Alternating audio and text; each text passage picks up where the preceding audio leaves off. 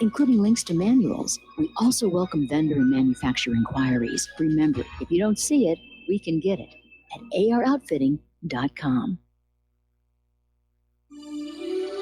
This is RBN, the Republic Broadcasting Network.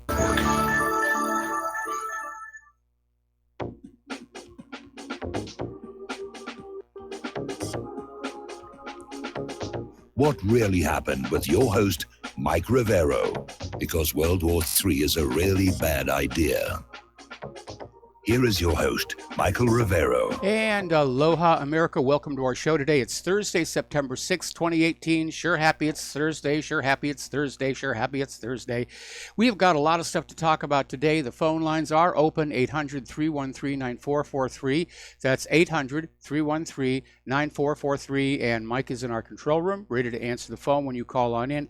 Put you on the air with your comments, questions, and observations. Okay, keeping an eye on the weather because it's getting a little, it's an interesting hurricane season. There's no doubt about it. Hurricane Florence, they were kind of hoping that it was going to swing to the north.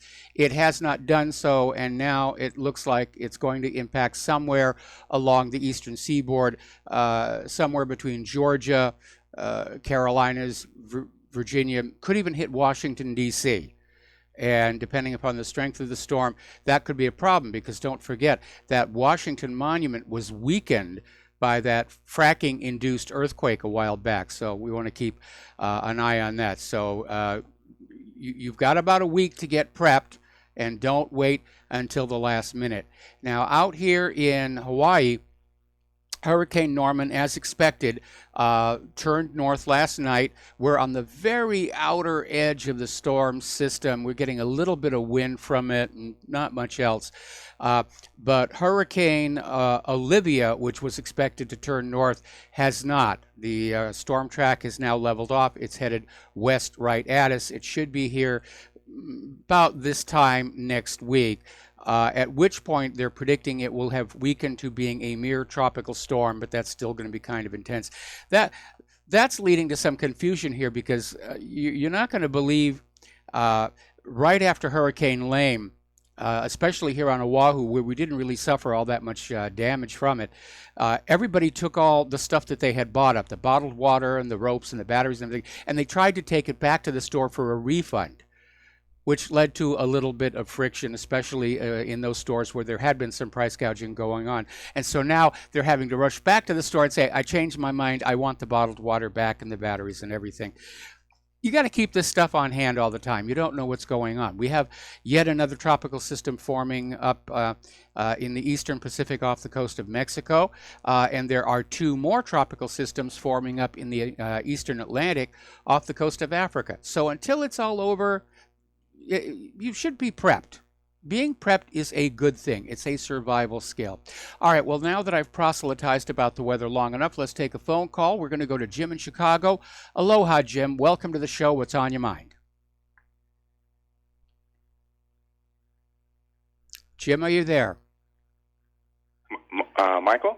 Yes, you're on the air. Hello? Okay. Did you, by any chance, read the New York Times op-ed column today regarding the person who won't give their name, stating that the White House has been taken over? Not necessarily taken over. What he's basically claiming, whoever this is that there is an anti-Trump resistance within the White House that is basically keeping the president from doing what he wants to do, which is something a lot of people have been suspecting all along. And apparently 2 more people have now come forward through another newspaper saying, yes, there's dozens and dozens of us. And it's a very alarming situation. Personally, if I were Trump, I would say this justifies firing the entire White House staff and starting all over again with people from outside the Beltway. Or there's another way to look at this. This could be a very clever psyop against Trump himself. That the Times could have just made this up out of thin air to get the White House staff distrusting each other, suspicious of each other, not sure who they can talk to anymore, to basically paralyze the White House in terms of its ability to function. And given the timing coincident with the Woodward book, which I don't think is a coincidence, I'm starting to think this is an attempt to simply psych out Trump and the White House staff? Well, I get the impression after reading it that it sounds like a coup or a coup in the making. Well, I guess you could use that word, although coups d'etats are usually from outside, not from within. I think probably subversion would be a more appropriate word in this case. Okay, I understand that, but it's really alarming. It just seems like the government is out of control, and maybe even Trump might be out of control. If it's true, it betrays a White House in chaos. Trump is not in control of his own administration. If true, we don't know that it's true. I'm having my doubts. I know there's a lot of tension inside the White House. There's no question about that. But between Woodward's book, which is already being denounced by a lot of the people whose names appear in it, and all of a sudden we have this very strange op-ed, I think they're trying to fake Trump out. I think they're trying to get the White House staff just in a state of confusion and paranoia so that they become less effective than they are already. So we do have to ask, we don't know if this is really what's going on or if it is a psych op. Well, tell me this, though. Do you think Trump really has any strong allies that he can depend on? He has, unfortunately, surrounded himself with a lot of very bad advisors, and I've said it time and time again. His biggest single mistake coming into the White House is he wanted to be magnanimous in victory and allow the Obama holdovers to stay, thinking that now that he was the boss, they would be loyal to him, which is how it generally works in the world of business. But that's not how it works in politics, and it was a huge, huge mistake, and they have learned how to manipulate him. He's apparently very subject to flattery, and they basically loaded up his White House with a bunch of deep state operatives, and they've got him corralled. To me, it's been very obvious they are controlling Trump, but whether it's as widespread as this op-ed suggests remains to be seen. Now, Trump obviously is furious. He's demanding the New York Times release the name of whoever it was who penned the op-ed. Suspicion was briefly pointed at Mike Pence because the word lodestone appears in the op-ed, which is a word that Mike Pence is known to use. Now, that's not a compelling case. I use the word lodestone myself because I like being gratuitously verbose and obfuscatory. So, again, I'm not sure that this is the genuine article. And I think it's part of the way of putting psychological pressure on Trump as part of the overall plan to get him out of that White House before he really wakes up and realizes what he's got to do. Right. Okay, Michael, I'm going to let you go. You take care. All right, thanks an awful lot. And we're going to do a shout-out to our on-air affiliates just now rejoining the network. Okay, so getting on into the war zones, there's a lot going on. It's amazing how much of this stuff is simply not being covered on the corporate media. Even when they go to a recess on the Kavanaugh hearings, they go to some other banal stuff, and they're just not talking about how close we are to full-on outright war all over the Middle East, if not the globe itself. Now, Russian warplanes are continuing to attack in Idlib. They destroyed the factory where the U.S.-backed terrorists have been assembling their unmanned aerial vehicles that they have been launching into the areas of Syria under the Syrian government's control. And apparently they just took it down. And they're saying they're being very careful to only hit military targets in Idlib. Of course, the U.S. and Europe are out there saying, oh, my goodness, Russia just blew up 512 hospitals and orphanages. What will we do? What will we do? And so it remains to be seen what they're going to do. And we'll get back to that in a minute. But first, I want to take a phone call. Aloha. Welcome to the show, Steve Elkins. And what's on your mind? The connection with Robert Mueller has in mind with Jerome Corsi. I'm trying to figure that one out. Any ideas what he's up to? I think he's looking for anything that can be construed to prove that Roger Stone knew of this Trump Tower Russian meeting earlier than reported. And then he's going to use that to pressure Roger Stone to try and flip on Donald Trump. It's flimsy. And it really indicates a degree of desperation on the cusp of madness. But that's what Mueller is trying to do. He's trying to find anybody that he can get to flip on Donald Trump to come up with something that can lead to a case for impeachment, which, if the Democrats retake Congress, that's going to happen. So after the midterms, you theorize that Donald Trump will fire Jeff Sessions or not? After the midterms, I think if the Democrats do take the Congress, Trump is going to have a lot more things on his hands to worry about than Sessions, because by then it'll be a done deal. He needs to fire Sessions now. He needed to fire Sessions months ago. And I'm hoping that this betrayal from within his own White House staff, if it's real, if it's not a psychological operation, if it's real, it represents a professional betrayal. And I think Trump ought to wake up and say, all right, that's it. We're doing a complete clean out of the White House staff. We're going to get a bunch of people in here who work for Donald Trump and the administration, not for various and sundry special interests spread halfway over the globe. And he really needs to do that. If there was ever a time that he needs to put on those presidential brass knuckles, it is right now, this second. And I hope that somebody from the White House is monitoring this show and they're taking note of this. Because, again, Trump has been a tremendous disappointment to me, and I worked very hard in 2016 to put him in the office. But he is the president, okay? And I reject these underhanded, nefarious means to reverse the 2016 election. And it's got nothing to do with whether I like Trump or not. It has to do with the rule of law in this country. He is the president. And everybody working in that White House ought to be supporting him. It is very unprofessional. If this op-ed is real, it is incredibly unprofessional, not to mention childish. Yeah, I agree. But, he has every reason to fire him right now, just on the refusal to investigate Hillary Clinton on destroying all those emails when she was told not to. She did destroy the emails. I mean, he has every reason to say, why didn't you investigate? You're not going to. Therefore, you're not doing your job. You're out of here. I don't know why he's waiting so long either. I would love to see it happen right now. I don't know either. Maybe he's been told that presidents who stand up to the deep state get killed, like Kennedy, and presidents who refuse to go along with the war agenda get kicked out of office, like Nixon. And maybe Trump has just decided he doesn't have that kind of courage.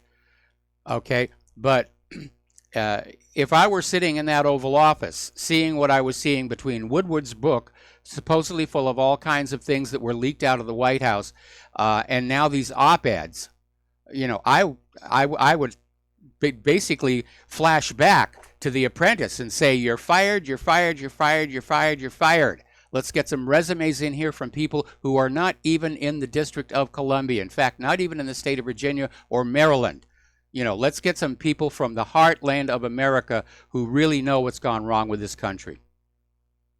No, I agree, 100%. I guess we'll just have to wait and see what's going on here. But, yeah, he's got every reason to fire Sessions right now, and he should.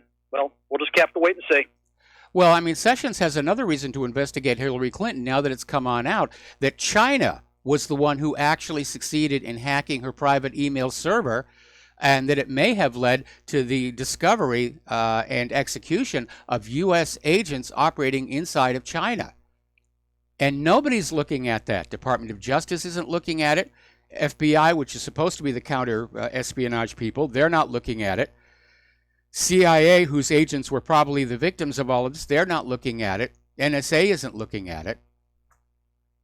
Just everybody's obsessed with getting Trump, getting Trump, getting Trump. Yeah, okay. Excellent point. Yeah, I agree 100%. Hey, thanks, Mike. Appreciate it. Thanks an awful lot.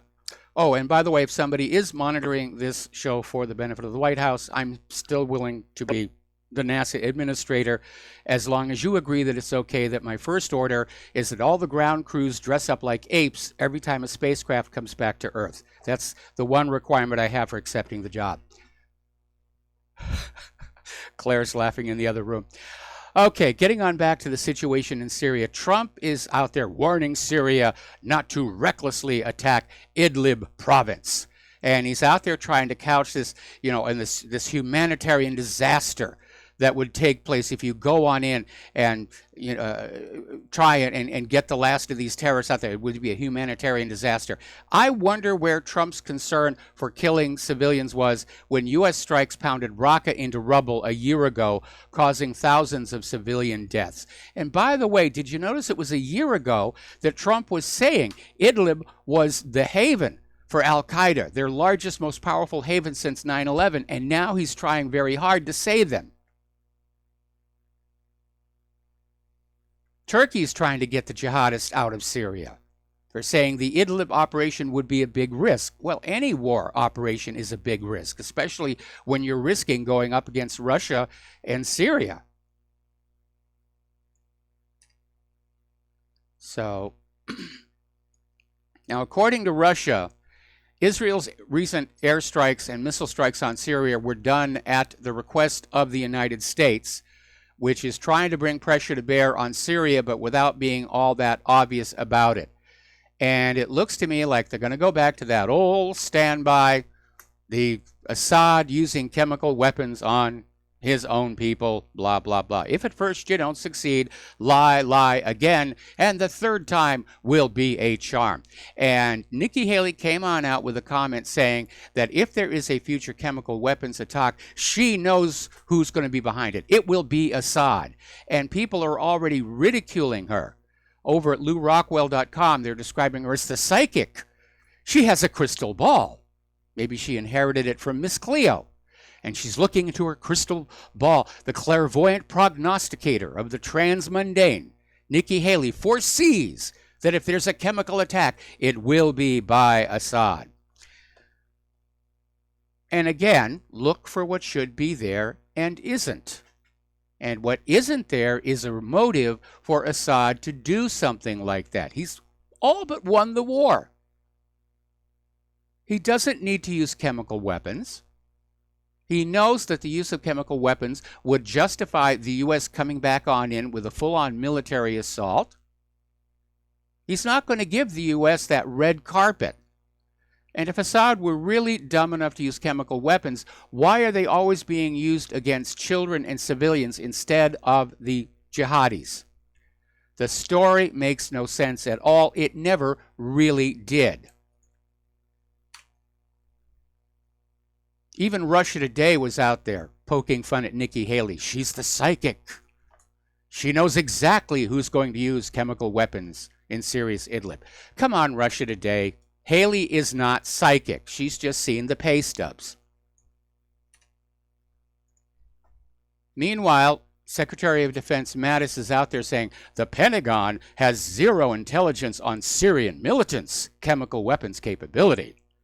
And so Mattis is out there saying, despite having a fairly good penetration of the Syrian opposition groups, the U.S. has not seen any evidence suggesting that the militants in Idlib are capable of staging a chemical attack. Really, the only people who have these chemicals is the evil Bashar al-Assad.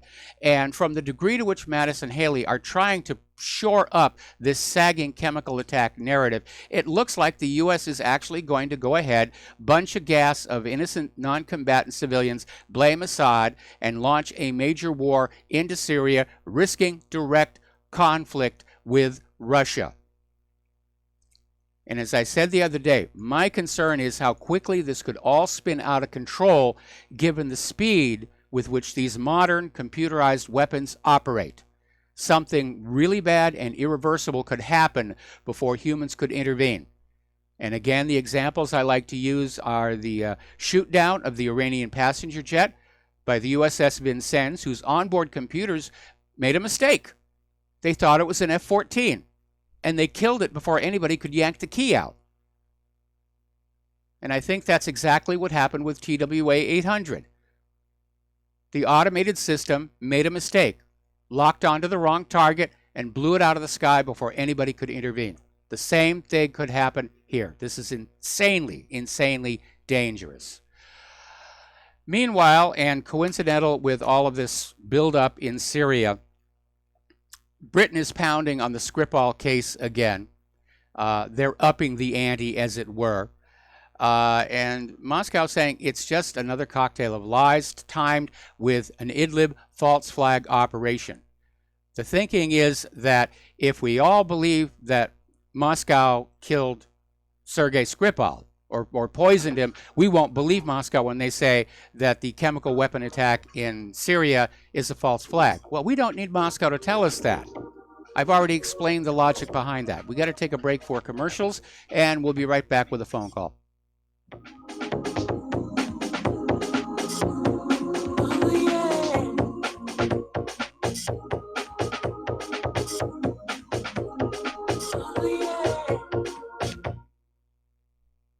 Corporate media dominates the American opinion. Finding independent voices that counter this avalanche is becoming increasingly difficult. With the endless corruption running rampant throughout our government, voices are needed more than ever to battle the offensive against our freedoms and liberties. As a listener of RBN, no one understands this concept better than you. Now it's up to you to do your part. The time has come for you to take action and begin broadcasting the truth to hundreds or thousands of people every month. Sound impossible? Quite the contrary. With pointed slogans from LibertyStickers.com, you can reach countless sleeping Americans unaware that they live in a real-life wonderland. LibertyStickers.com has a huge inventory of political bumper stickers and messages that reflect the truth about our government, our politicians, and the future of America. With so many in stock, there's one perfect for you. Visit us today at LibertyStickers.com. Again, that's LibertyStickers.com.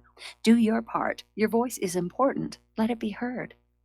Folks, we're living in a world the likes of which we've never perceived any clearer than we do now. The plan for global governance has been in the works for generations and would have likely been achieved by now, but for the fact that the globalists left open their Achilles heel. With all their tools, Federal Reserve System, fiat currency, no child left behind, and then Common Core education introduced to our schools to dumb us down, vaccines, pharmaceuticals to lobotomize us, GMO foods, insertion of compromised or bought and paid for politicians, judges, mainstream media propaganda, all pieced together like a puzzle designed to ultimately bring the world under submission. But with all their strategy, they forgot one thing: knowledge. And knowledge is power. With knowledge, their bombardment is nullified. Folks, with that, as brilliant and knowledgeable as you've become, among the wisest audience of any radio audience in the world, and you are, I want you to take a moment to reflect and ask yourself, how much of that knowledge did I obtain from Republic Broadcasting Network? How high has my consciousness been raised since I've been a listener? How fast am I now able to discriminate truth from fake news by being a Republic Broadcasting listener? How clear am I now able to see the world since I've been listening to RBN? Ask yourselves those questions, folks. Then ask yourself, what is that knowledge worth to me? Like my morning coffee, how would I survive without it? A voice of truth in a sea of lies. Do we not all need to make sure it survives? Like public broadcasting, we are now finding we can only survive with listener support. Censorship, advertisers being attacked, truth itself being attacked. It's the only way through this. We at Republic Broadcasting humbly ask you to become a supporter. Look at your budget and make a determination of what Republic Broadcasting is worth to you and what you can afford on a monthly basis. Go to republicbroadcasting.org and pledge 20, 30, 40, 50, if possible, 100 a month or more if it's affordable. Click the donate button and become a regular monthly donor. Assure both us and yourself that Republic Broadcasting truth will continue to flow like that morning coffee. The network thanks you. What this country is coming to, I sure would like to know. If they don't do something by and by, the rich will live and the poor will die. Doggone, the panic is on. Can't get no way, can't draw no pay. And aloha, America. Welcome back to our show here. And we got some callers waiting on the line. So let's start with Mark in North Carolina. Aloha, Mark. Welcome to the show. What's on your mind? How you doing, Mike? Mike, I was listening to Real News for a while with David Knight. And he was going over, the suspects who wrote that memo or whatever it is that, came out of the White House. And he comes to the conclusion, and I kind of think he's got a good source, and it's Nikki Haley. Because Nikki Haley has been, was a never-Trumper before. She is very much anti-Russian, anti-Assad. She's a war hawk, and she's been pretty much within the White House structure since since Trump took office, and she is and a lot of the stuff that came out in that memo evidently was in not the memo that whatever it's called. Anyway, that a lot of that stuff basically pretty much quotes her. So I think, but my own opinion is this: I think she might have been behind it, but I think Pence might be controlling this whole thing. I think Pence is a dirtbag. I think he's a dirtbag from the get-go, and I believe he's the one who really stabbed Mike Flynn in the back. Remember, he's the one who said Mike Flynn lied to him, whatever it's supposed to be. Trump should have gotten control when he first took office. I agree. I absolutely agree. Nobody should have touched Flynn. He should have been directly working with Trump, exposing the deep state, exposing the weapons being given to jihadists by the CIA, along with the CIA. This is what Flynn knew where all the bodies were buried, and he should have been given carte blanche to work with Trump in getting the perpetrators to trial. They should have been arrested. Even if that had to go right up to Obama, or even further than that, even if it had to go to W. Bush or somebody like that. Never and Mrs. Flick, Hillary, the whole bunch. Flynn knew where the bodies were buried. Mark, unfortunately, what we're seeing here, and I think what Trump is having to deal with confirms it, is that the U.S. government has become too corrupt to ever correct itself from within. It will never allow reformation from within. It's going to have to be allowed to collapse, and then we're just going to have to start over from scratch, start with the Constitution, the first 13 amendments, and build up from there, and make sure that we build into that new Constitution absolute rock-hard safeguards against the kind of things that allowed our government to be hijacked by big money interests. So instead of just having ordinary laws on campaign donation limits, they should be hard-coded right into the Constitution itself. Just common sense things like that. Let's learn from the mistakes the Founding Fathers made by their omissions. But again, it was 270 years ago. They reasonably could not foresee just how powerful corporations were going to become and how powerful their influence would be. So it is time for an updated Constitution, but it has to be written by we the people, not the professional politicians. Well, I agree with you for the most part, but I do believe something could be done, but you need a very strong, gutsy president to do it. Now, what Trump could and should do, I doubt he will do it, is declare some kind of modified martial law. In other words, not complete martial law over the country, but over the Capital District, over the Capitol, and he should over federal agencies, and he should use federal troops, not police, not agents, but actual federal troops loyal to him, to raid the FBI, CIA, Justice Department, IRS, and whatever else needs raiding. Seize every computer and every record they have. Start firing these people. Mark, there's only one. There are two problems with that. There are two problems with that. First of all, posse comitatus. Technically, he could use the Marines because they're exempt from posse comitatus. But the other issue is, Trump can't just do that himself. He would need the cooperation of the top leadership of the military, and he doesn't have that. They want more wars, and they're not going to go along with upsetting a system which right now is just feeding them trillions of dollars to play with. Some of the military, I believe, are behind him. If you remember when Obama was in there, when they were going to bomb Assad the first time, when it's so-called chemical weapons, the troops started rebelling, and even the generals, some of the generals, including, by the way, Flynn at the time, told Obama, "Don't do it. We're not sure." They were afraid, even at that point, of a possible military coup, or at least military refusing to go along with these orders. So I think you do have some generals that are loyal. He's got to know who they are, and if they're not generals, he can promote colonels. He could promote anybody he wants in the military. He could promote a sergeant major or a first sergeant or a master sergeant to general if he wants to. As commander-in-chief, he does have the authority to start firing the generals. He really could do it. But that basically could lead to a situation where all of the generals and military forces who are not supporting him would fight back, and then you've got a civil war in the streets of America, which is something I'm really opposed to. It's bad for tourism, and it's really rough on the landscaping. Mark, I got to let you go. We got to take another break.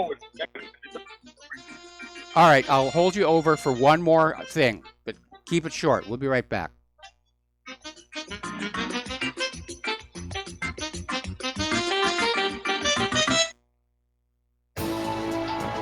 You are tuned in to the Republic Broadcasting Network. Visit our website by going to republicbroadcasting.org.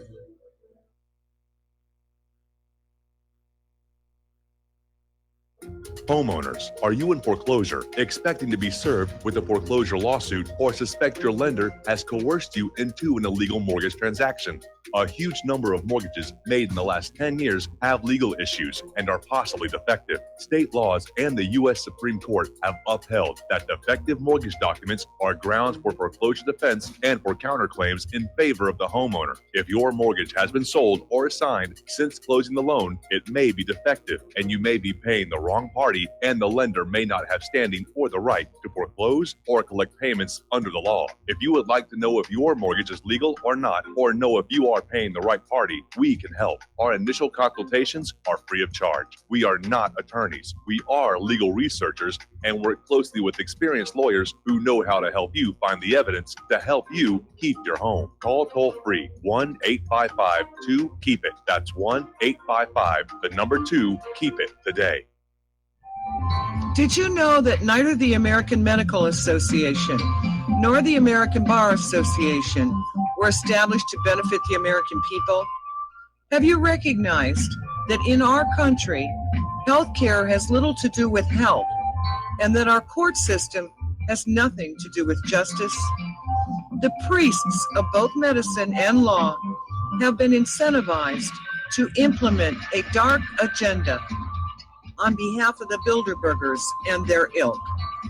To protect ourselves and our progeny, we need to take a much closer look at how these two giant industries really work.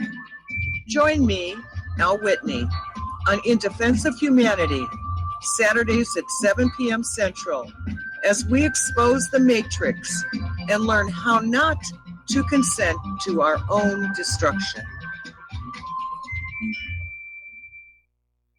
Without the right accessories, any guy can be off the mark. Whether you've invested thousands in your arsenal or you own a single trusted firearm, a visit to AROutfitting.com is in order. It's one of the finest online selections of tactical optics and AR parts and add-ons, like EOTech, quick target acquisition with no peripheral loss. Browse the full range of Nikon scopes and binoculars. AROutfitting.com can illuminate your world with Streamlight gun-mounted lights from keychain to large handhelds up to 1,100 lumens. Find some stability with Battenfield tactical bipods. AirOutfitting.com has CMMG gun parts, barrels, assemblies, handguards, part kits, and more, plus mag-full clips and magazines. I know I've got you excited, so take a breath. Head to AirOutfitting.com. The site's super easy to navigate and features a ton of technical info, including links to manuals. We also welcome vendor and manufacturer inquiries. Remember, if you don't see it, we can get it at AROutfitting.com. Some are maxed out all their credit cards. Some are working 2 jobs and living in cars. Minimum wage won't pay for a roof, won't pay for a drink. If you gotta have proof, just try it yourself, Mr. CEO. See how far $5.15 an hour will go. Take a part-time job at one of your stores. I bet you can't make it here anymore. And aloha, America. Welcome back to the show. And we're still talking with Mark in North Carolina. And you had one more thing you wanted to bring up. I just wanted to say, Mike, that as far as I'm concerned, I think most people are concerned, a civil war would be far better than having a nuclear war. A civil war would be won very quickly, I believe, by patriots, because they haven't been in the military. The majority of the military would support the president. Maybe not the top generals, but that doesn't matter.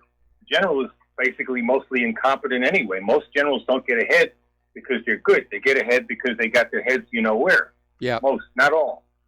And I believe patriots in this country would end a war like that very quickly, including armed citizens. The Second Amendment would come into being. I don't think these deep staters would last very long.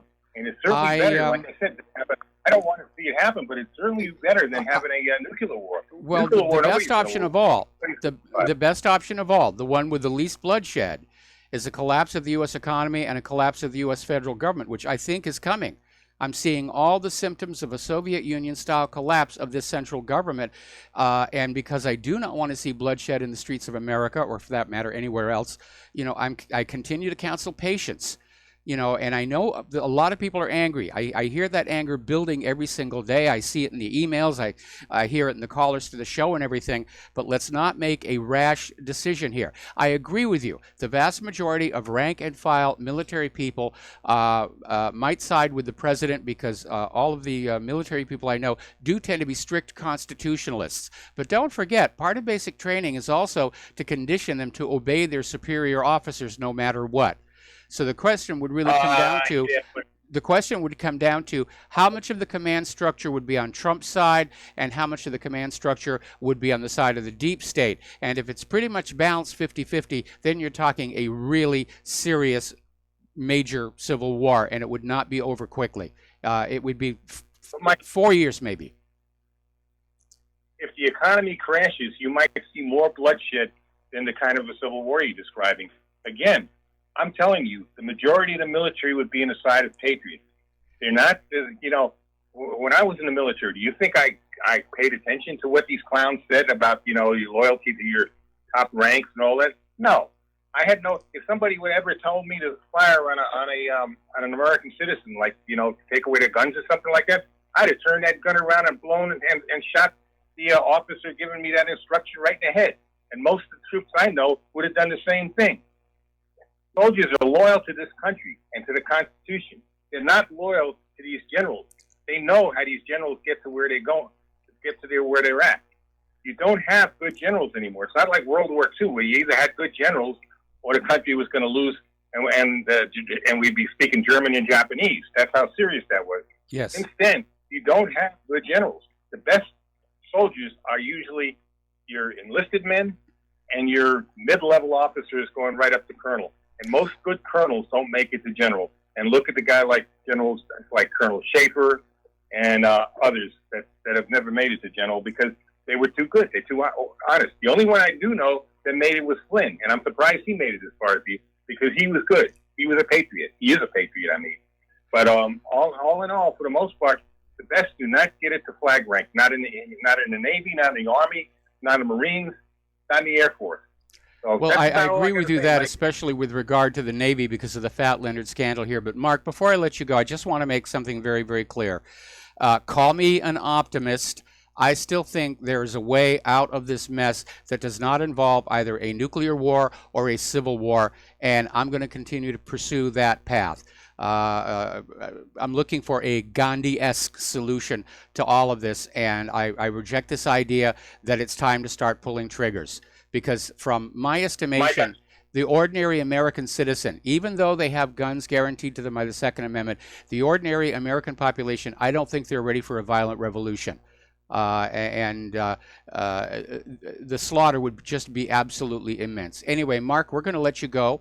And we're going to switch over to Joe in Tennessee. Aloha, Joe. Welcome to the show. What's on your mind? Hey, Mike.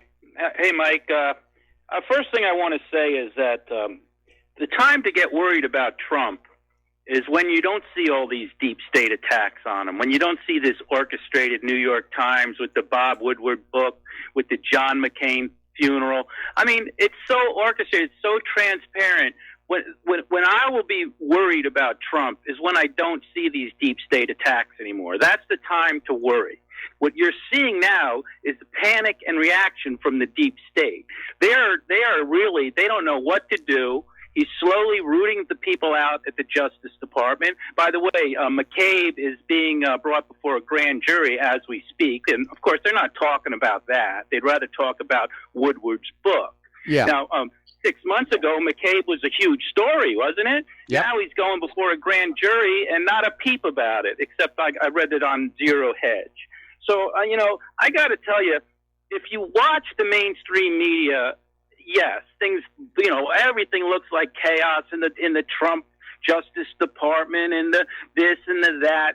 But to tell you the truth, the fact that you got to look at who these people are, why they're trying to sow this dissension and attack Trump at every single level. It's almost comical, the stuff they attack him every day.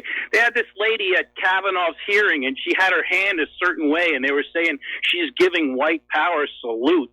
I mean, they are so really, and it turns out she's Mexican and half Jewish, and they're just so unhinged that really, to me, I think it's all very positive as a Trump supporter. I'm very happy that these people are still going absolutely nuts. It tells me that he hasn't made a deal with them, that he's still attacking them, and that he's still got a lot of power, or they wouldn't be so hysterical about it. And that's the other thing I wanted to talk about was the hysteria at this Kavanaugh hearing, like watching these protesters getting up and hysterical, mostly women, and it's and I hear people say, oh, well, we got to deal with these people. You can't deal with lunatics like this. Especially and paid I would lunatics. Ask you this question. Yeah, they're paid. If I showed up at that hearing and I shouted out, Dianne Feinstein's a Chinese spy, and how did her husband make billions of dollars in China? I would get tased. I would get beaten. And I would probably spend 6 months in jail as a right-wing crazy. Why are to me, the double standard in the protest movement, remember that guy, don't tase me, bro, for just asking John Kerry a question? And yet, they let these feminists, these homosexual activists, these black group activists, all these left-wing activists are giving free passes.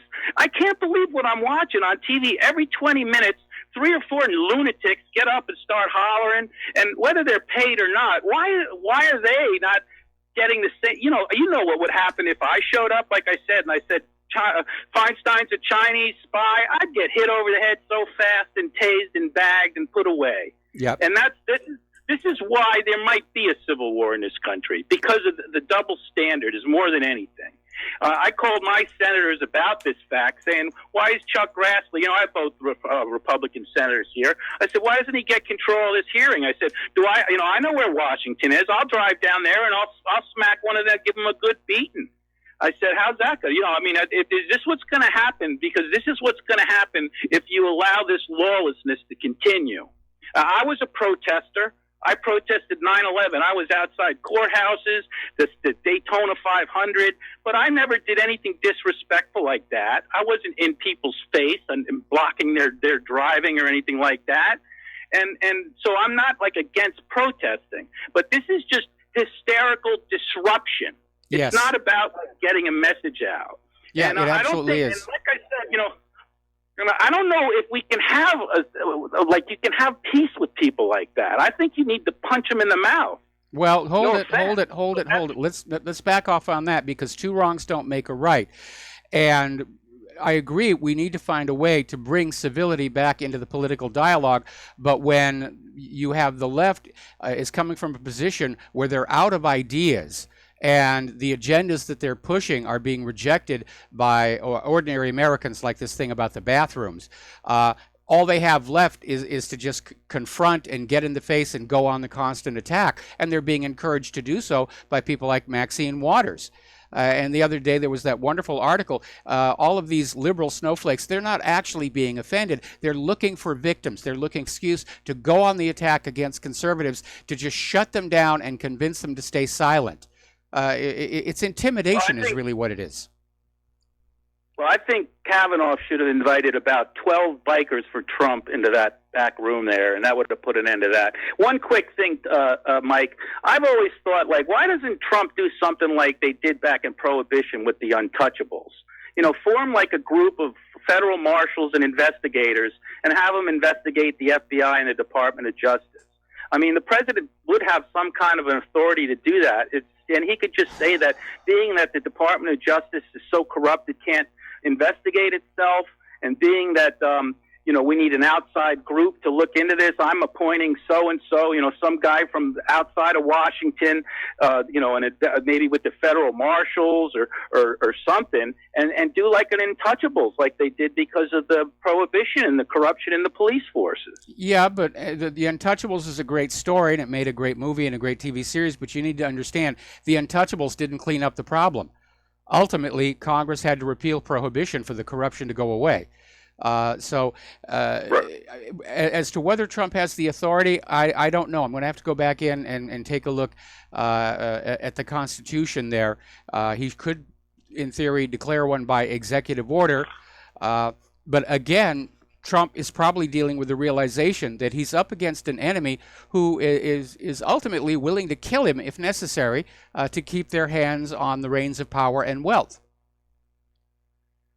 Well, if it's not a group like the Untouchables, then I agree with, I guess it was Dave before, about the martial law. I think that's his only option, because the Department of Justice is obviously, and it doesn't appear Sessions is obviously going to do what it's going to take in order to have the change that Trump represents and was elected to bring us.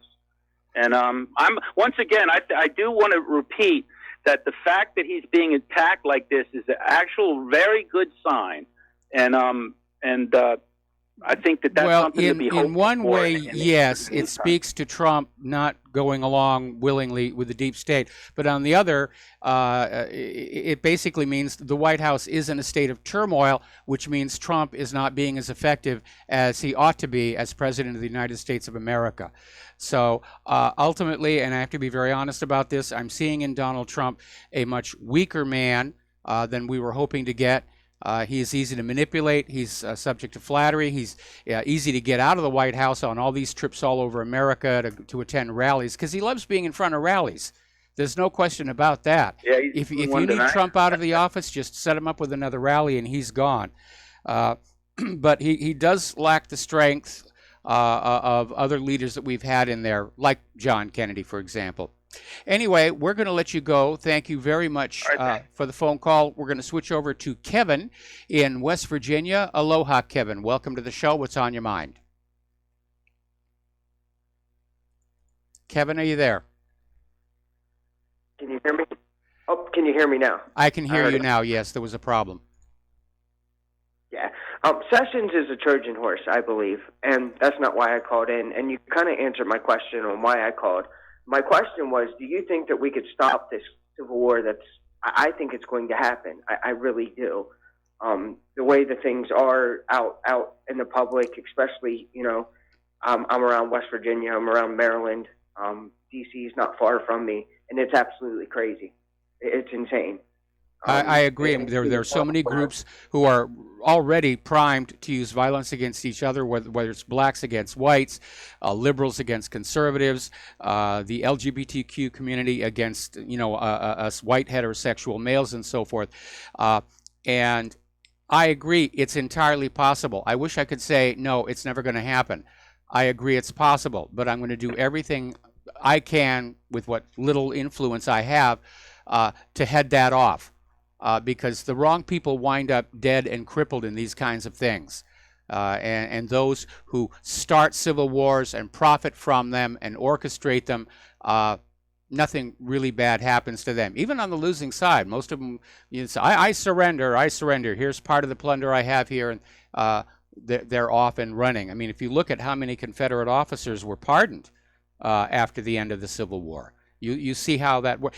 The officers, are untouchable. We'll let all the little rank and file soldiers get ground up in a giant meat grinder, along with all the civilians who get in the way. And that would be the real problem about the current situation, because there isn't a clearly delineated our side, their side, with like the Mason-Dixon line here. All of these various groups who are angry with each other are already stirred together all over the country. And that means the fighting, if it broke out, would be everywhere. And there wouldn't be any clear battle lines drawn. It would just be people, killing each other. Like, maybe that's where they got the idea for that TV show, The Purge, or the movie, The Purge. I think it was. And I hate to say this, sometimes I ask the question, does art imitate life or does life imitate art? I'm still pondering which way that goes. Because I guess it could go either way. And it, well, no, it doesn't. It's a one-way thing. Art can imitate life, but life ultimately has to make, life has to make sense at some point. It don't right now. I mean, it's just crazy. And I'm the type of person, I don't think I could pull a firearm on another American. I don't think I could do it. No. I mean, and how many other people out there are like me? I imagine quite a few. I mean, we're raised from birth to consider the taking of another human life as the ultimate taboo, as well we should. I think before anybody starts talking about civil war, they should be looking in a mirror and honestly saying, could I actually get up there and pull a trigger on another American citizen, regardless of what race they are, color, orientation, or anything? It's another human being who salutes the American flag. Can I honestly pull a trigger on them? And if you can't, then you sit down and you start thinking about non-violent ways to bring about change. And that's what we all need to do right now. We all need to do that, because this is going to get out of hand. This is going to get crazy, and we haven't seen anything yet. And I'm really afraid. What are we, 59, 60 some days outside of the midterm? Yep. I think something's going to happen before then. I'm really afraid. I think you called it the other day. Will America nuke itself? Absolutely we will. Absolutely. And that's what I'm afraid of. Obama said it, a nuke going off in a big city like New York or something. All right, well, listen, thank you very much for the phone call, Kevin. We got to take another break for commercials. We'll be back with more phone calls after these few words.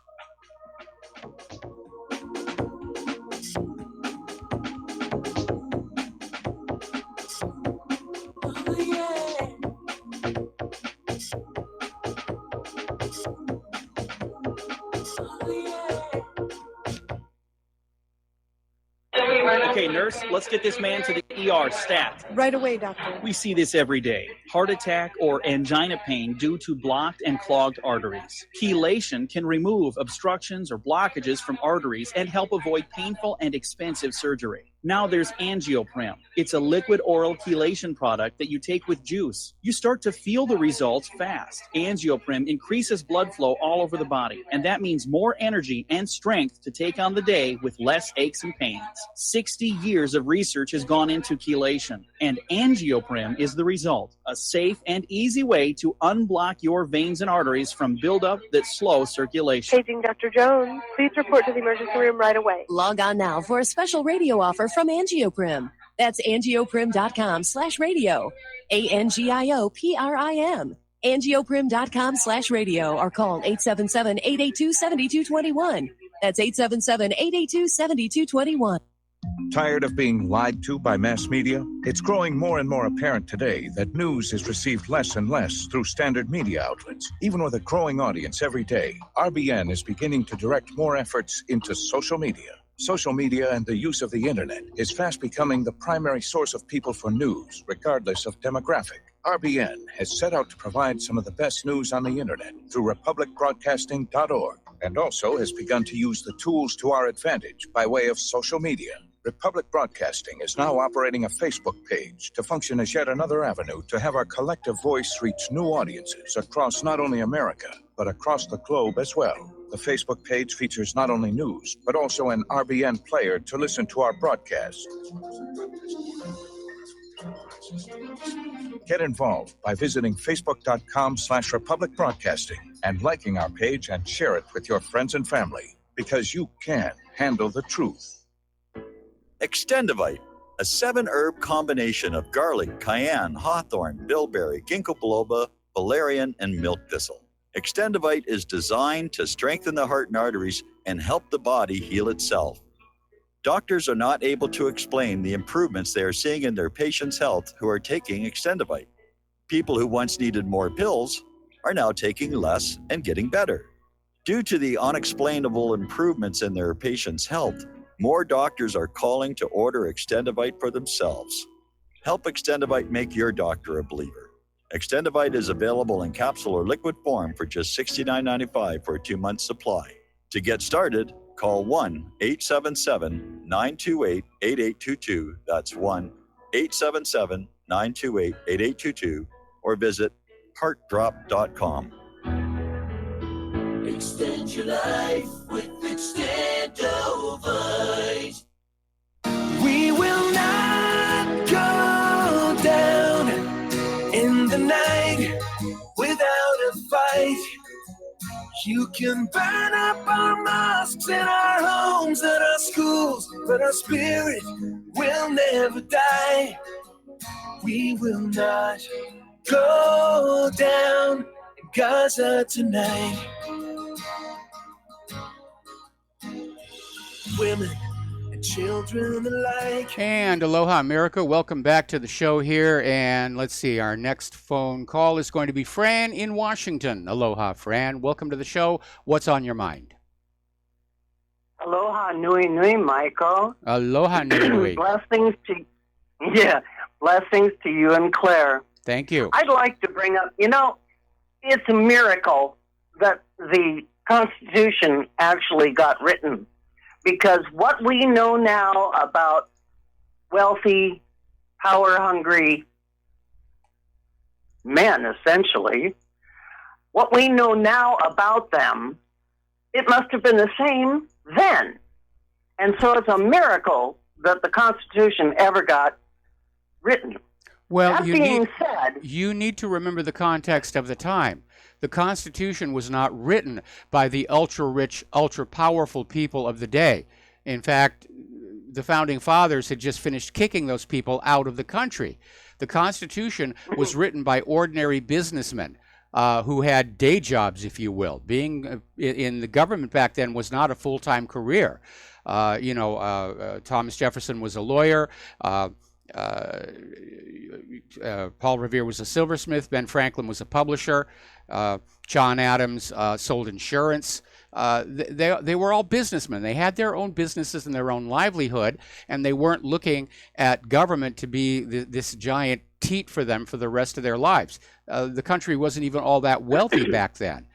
So it wasn't until you had Alexander Hamilton came on in and started his machinations to lure the young United States back into the clutches of the private central banks of Europe that things began to get ugly. Yes, absolutely. And I'll make this point and I'll make it quick. The one thing, one of the things that would have prevented where we are now with, which government allowed the corporations that were manufacturing bases, which government allowed them to move their operations offshore? Because it seems to me that if we're going to have a strong manufacturing base, those industries need to stay here.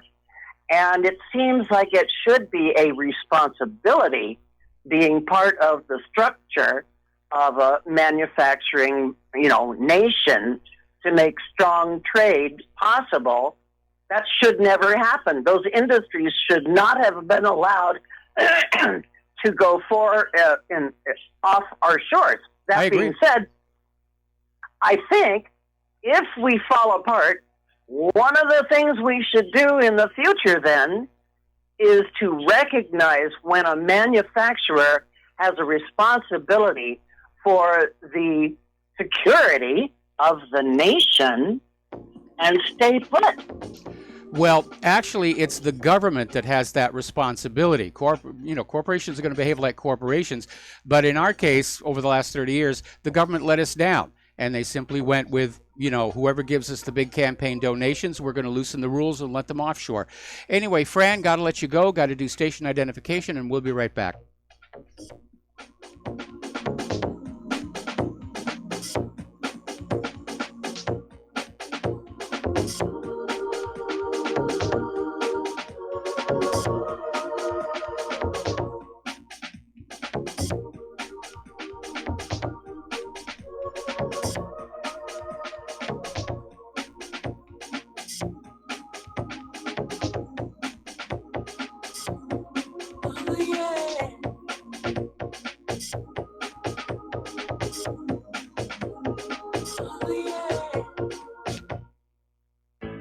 Many people write us about their experience with Extendivite. Allow me to read you some from Amazon.com.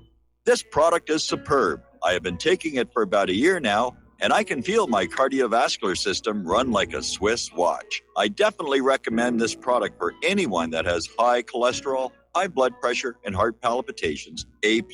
It's potent, but it works. I have been waking up for the past 3 years with numb hands, and a week into using Extendivite, my numb hands seem to have cleared up.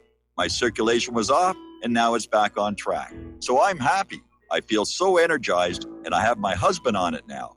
My mother-in-law has cholesterol problems, so I bought her a bottle as well. Thank you so much. Love the product. Tell us your story. Get Extendivite today. Call 1-877-928-8822 or visit heartdrop.com. Extend your life with Extendovite. You're listening to the Republic Broadcasting Network because you can handle the truth.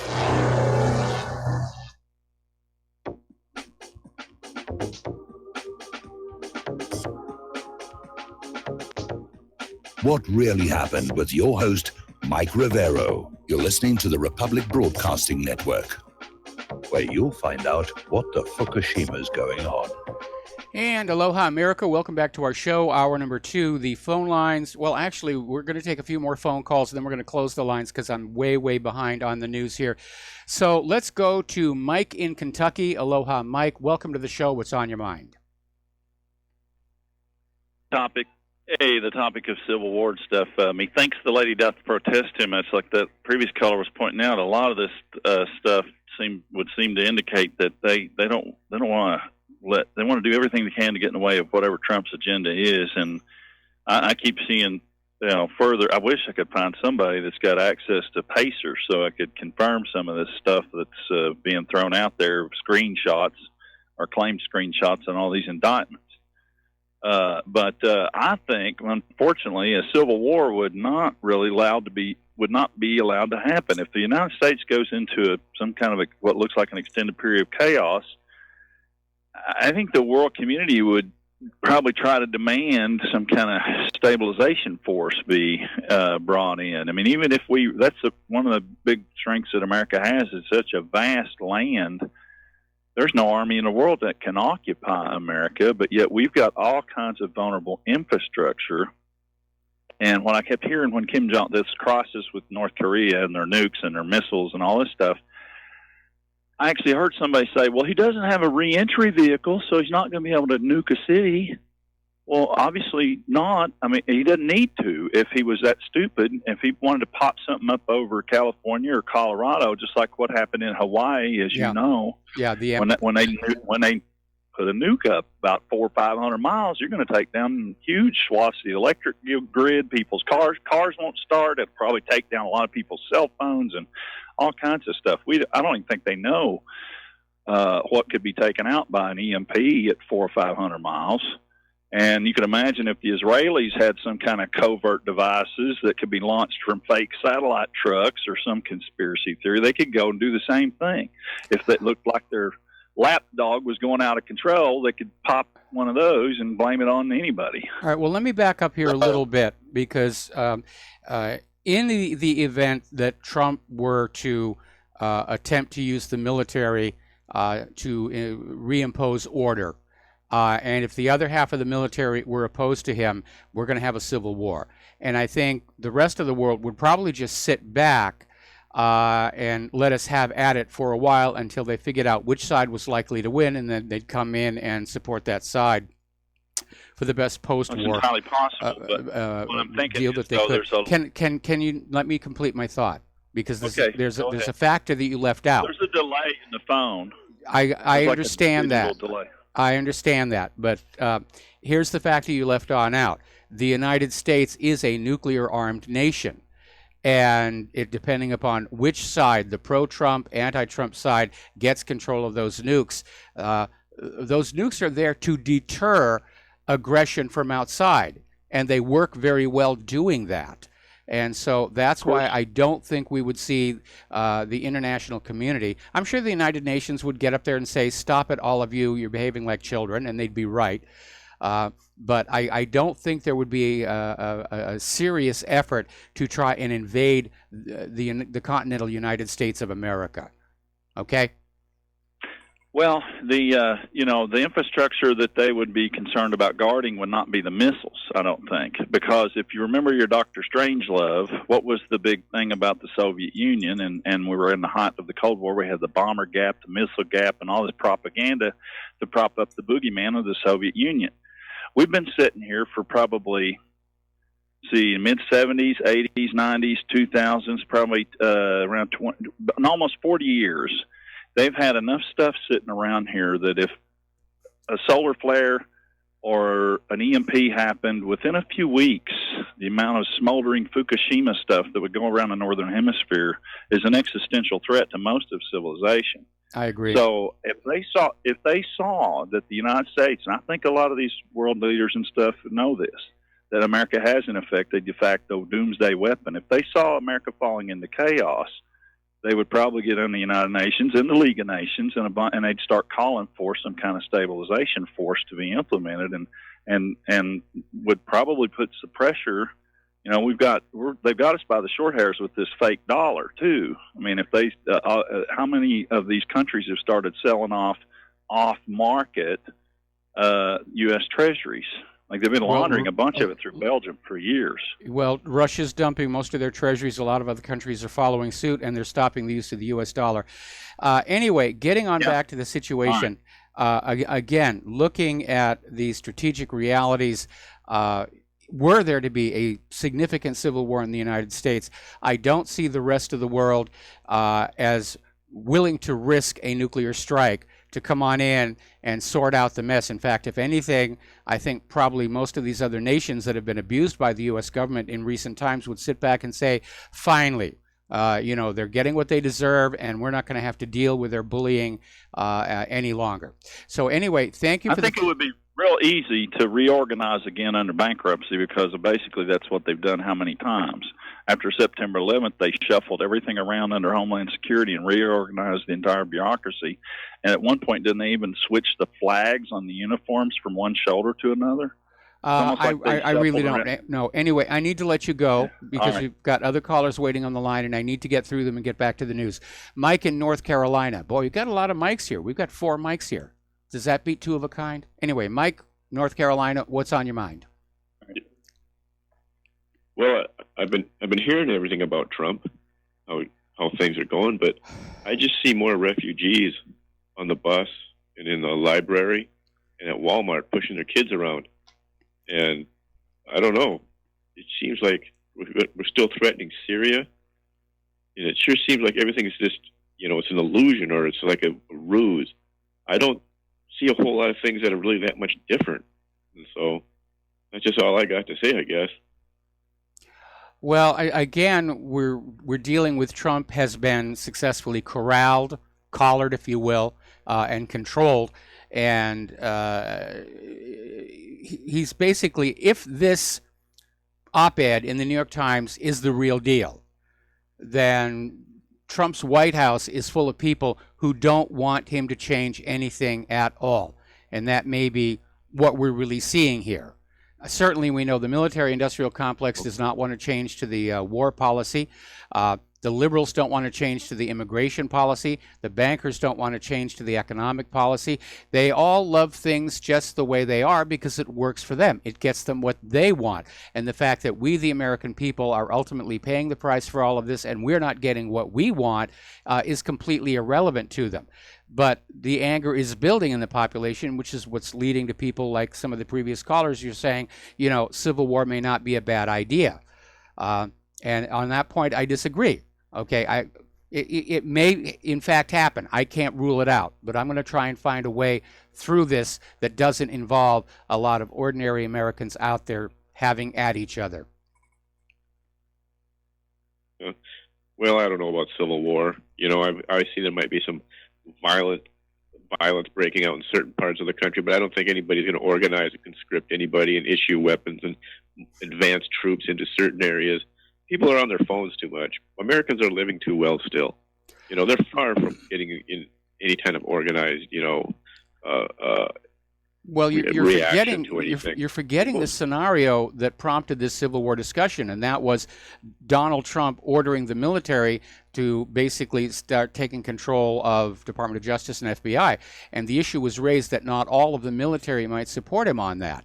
And if you have the military split against itself, that's a civil war with all the bells and whistles, including uniforms and weapons and formations and a command structure and all kinds of things that I do not want to see happen. Anyway, Mike, thank you very much for the phone call. We're going to let you go. We're going to do a shout out to our honor affiliates. Just now rejoining the network. We're going to take one more phone call, then we're going to close the lines because I'm way behind on the news here. All right, so Brian in Canada, aloha. Welcome to the show. What's on your mind? Hey, Michael, long-time listener and first-time caller, and I just want to say thank you from the bottom of my heart for everything you do. I've been, like I said, listening to you for 4 years now, and basically, you woke me up, and I'm sure you've woken a lot of other people up, and just what you do is fantastic, and I hope you keep doing it. And if YouTube or whatever the powers that be kick you off, find another platform because we will follow you all the way. Well, thank you very much for the kind words here. And yeah, Claire and I are going to keep doing this as long as we can or as long as it's necessary. And I'll be very honest, way back 24 years ago, I thought this was just going to be a kind of a short-term project, that we were going to get justice in the murder of Vincent Foster. The government was going to stand up and say, oh yeah, we got some bad people inside the government. We're going to start prosecutions. And that would be the end of it. And I'd go back to movies, and Claire would go back to her music. And life would go on as it did before. And unfortunately, the lesson of the last 24 years has been that our government is so unbelievably corrupt, far worse than anybody could have imagined in their worst nightmare. And the more we dig at it, the worse it gets. Yeah, and it's probably true for like all Western countries. All our governments are taken over, and what we just get are the MSM spin and the lies, and just keep the the storyline going. But I just wanted to back up. Why I called was when I was a kid, my dad used to tell me, if you want anything of quality, buy it from the USA. And I was just, 6, 7 years old, and he used to tell me that, and I didn't think much of it. But now he's passed away, but I still have a lot of his tools, and he has a level, 16-inch carpenter level, cast iron, made in the USA. And this is probably, we're going on 50, 60 years now, and I still use it. It's amazing. I might need a little bit of spit and polish on it, but that's the way things were back then. And as you have reiterated so many times that you don't manufacture anymore. And another point is, like, I've got a million points, but I bought 2 razors now, and the batteries, they crap out. You can't replace them because they're these funky, stupid batteries. And you have to throw the thing out, and you have to buy another one. Yep. Same thing for microwaves, washing machines. Just go down the list. It's just crazy. It's planned obsolescence, and the idea is to keep us spending our money to buy the same thing over and over and over again because it's more profitable for the corporations. And it amazes me that all these environmentalists who are out there screaming about our plastic bags and global warming are strangely silent on the American model of business, which is to dig up our dwindling natural resources, minerals and so forth, manufacture them into a gizmo that lasts 6 months to a year. It then goes in a landfill carrying all the toxic chemicals with it, and the process starts all over again. It's very wasteful. It's very bad for the environment. And you're absolutely right. When I was young, America did make the best products. And we were prosperous because the rest of the world were willing to pay that extra money to get American-made products. But as American corporations decided to value engineer their products to maximize profits, we lost that edge. And other countries like China and Taiwan and Japan, they've now soared way past us. They've got millions and millions of manufacturing jobs, good paying manufacturing jobs using technology that was invented in this country and foolishly allowed to leave. Of course, because when they're going to acquire that, the plant and the technology and their engineers, of course, there's going to be some bleed through, and they're going to see how it was made, and they're going to re-engineer it and re-up it, or they'll make whatever you want. But I guess my final point is that we should just, like you said, do the Gandhi approach, back away from the system. Don't buy. Like your caller, I forget somewhere there, talks about Walmart all the time. Don't buy from there. Don't buy from Amazon. Don't buy from the big conglomerates. Just shop local. Support your local business and do that. And then at the same time, call up your congressman, your people, and just tell them, what your concerns are, and just back away from the system. I think that's the best thing, because we have the numbers. We're the ones that spend the money. So don't spend the money to these companies and corporations that are just basically taking from us. Yes. Well, unfortunately, our members of Congress are not going to really listen to our concerns because they have aligned with the corporate interests, because they're getting a lot of money, campaign donations and various other emoluments. And that, of course, is the classic definition of a fascistic governmental system. When government power and corporate interests are aligned together against the general population, that is fascism. And that's not me saying that. That comes from Benito Mussolini, who we all know got the Olympic gold medal for being a fascist jerk. And ultimately did pay the price for it. Yeah, I guess the point I'm trying to make is that so many people have called and said, how do we actually change the system? Okay, if we can't do it directly to the government, then we have to do it as the people. We, the people, we decide where the money goes, and then because it's always follow the money. They will follow the money, and if they're losing business, then maybe they'll realize that what they're doing is wrong. So I know it's not a grand sweeping gesture, but I'm trying to figure out, how do we actually change things? Well, I imagine over at Nike right about now, they're learning that lesson the hard way. Right. Yeah. Okay, Mike, that's all I had, and it was great to talk to you, and a shout out to Layla from Ontario. All right, well, thanks an awful lot here. And the hard part, though, is capturing the public's imagination to motivate them to do things like boycotts on a massive, massive scale. That was one of the things Gandhi was able to do amazingly.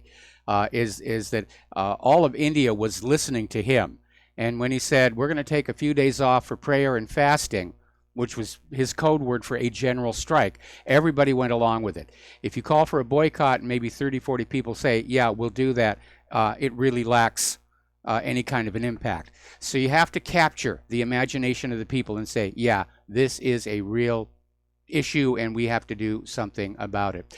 Okay, so we're going to close the phone lines for a little bit because I'm way behind on the news. Getting on back to the Skripal case here. A Russian diplomat, Vasily Nebenzia, is saying that all of these British allegations are a cocktail of lies, and say they have there's no connection between Russia and what happened in Great Britain, and said that the promised breakthrough in the case turned out to be disappointing, and simply continued a pattern of baseless accusations against Moscow by the British side. And the British stated the two suspects most likely used aliases when entering Britain, which begs the question how anybody knew that they were Russian nationals, let alone agents of the Russian government. You can't have it both ways. And the British authorities are refusing to hand over to Russia what information they have on the suspects, including their fingerprints, which they had to provide to get a visa. And obviously the fingerprints would make it possible to identify these people and find out who they really are. But London is stonewalling on this. So it does stink. And there are all kinds of inconsistencies in the narrative. Now, this so-called breakthrough consists of these closed-circuit TV camera images of these two guys who look like they were sent over from Central Casting to be Russian villains in movies and TV shows. We do that, comrade. And they just have a bunch of pictures of them arriving, walking around. No pictures of them anywhere near the Skripal residence. It's all by implication. And there's a little wrinkle in the pictures that I will elucidate on when we come back from these words from our sponsors.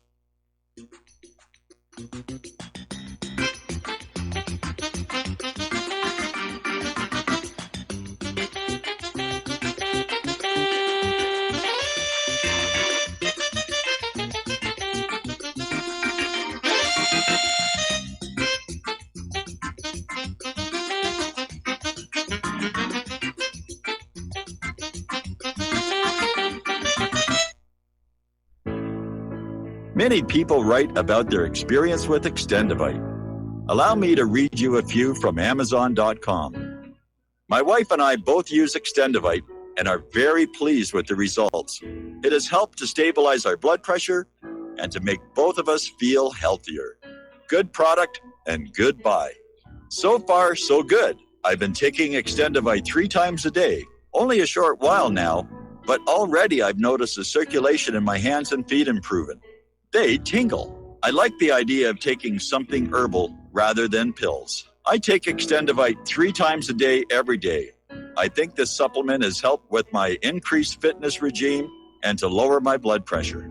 Tell us your story. Get Extendivite today. Call 1-877-928-8822 or visit heartdrop.com. Extend your life with Extendivite. Folks, we're living in a world the likes of which we've never perceived any clearer than we do now. The plan for global governance has been in the works for generations and would have likely been achieved by now, but for the fact that the globalists left open their Achilles heel. With all their tools, Federal Reserve System, fiat currency, no child left behind, and then Common Core education introduced to our schools to dumb us down, vaccines, pharmaceuticals to lobotomize us, GMO foods, insertion of compromised or bought and paid for politicians, judges, mainstream media propaganda, all pieced together like a puzzle designed to ultimately bring the world under submission. But with all their strategy, they forgot one thing: knowledge. And knowledge is power. With knowledge, their bombardment is nullified. Folks, with that, as brilliant and knowledgeable as you've become, among the wisest audience of any radio audience in the world, and you are, I want you to take a moment to reflect and ask yourself, how much of that knowledge did I obtain from Republic Broadcasting Network? How high has my consciousness been raised since I've been a listener? How fast am I now able to discriminate truth from fake news by being a Republic Broadcasting listener? How clear am I now able to see the world since I've been listening to RBN? Ask yourselves those questions, folks. Then ask yourself, what is that knowledge worth to me? Like my morning coffee, how would I survive without it?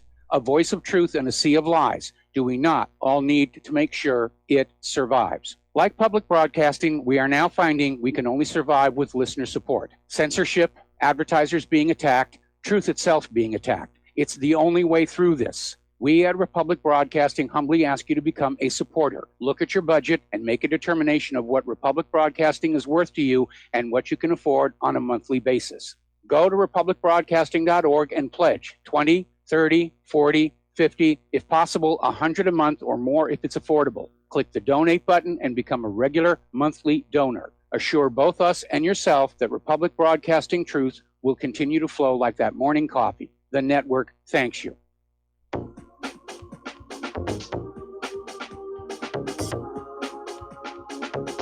What Really Happened with your host, Mike Rivero. Visit us online at whatreallyhappened.com. Here is your host, Michael Rivero. And aloha, America. Welcome back to the show. We're still talking about the Skripal case and the great breakthrough in the investigation are these closed-circuit television images of these two gentlemen that Britain says entered the country using aliases, but somehow Britain knows they're actually Russian agents. without explaining how. And as we mentioned before the commercial break, Britain is refusing to share the fingerprints of these gentlemen from the visas with Russia to try and identify them. Basically, Britain is taking the position of, we've got these pictures, we're not going to try and extradite them because Russia won't give them back to us anyway. Case closed, let's move forward, Russia's guilty. It's a bum's rush here. So they've got all these pictures of these two guys walking around Salisbury, and the headlines are trying to spin it that the casualness with which these two are window shopping betrays what cold, vicious killers they are. Now, if you take away the captions and everything and you just look at the pictures, it looks like two guys window shopping. They're looking in the window of a coin shop. They're just looking at coins, antique coins.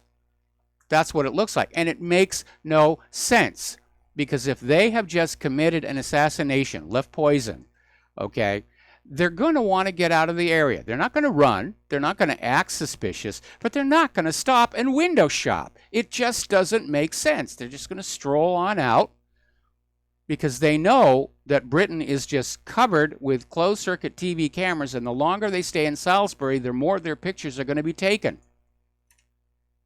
It doesn't make any sense. Now, there's also a problem with the timeline, because the official story is that the Skripals touched the door handle at about 9 a.m., which is when they got exposed to the supposed Novichok. But these closed-circuit TV cameras don't show these two suspects showing up in Salisbury until 11:48. So there's a timeline problem. Now, George Galloway has gone out there and said that this is not a slam dunk. Even though the British government is trying to act like the case is closed, they've solved it, and everybody should just believe it. George Galloway is out there saying that no. What's going on is the British public has become very cynical, very suspicious. They don't trust their government and media any more than we trust ours. And the reality is the British people aren't buying this any more than the Russians are, and any more than I am here. Now, Skripal's niece did an interview saying that claims that Russia is behind the attack could be a hoax, and she said that she doubts that Sergei Skripal is even still alive, because nobody has seen him since March.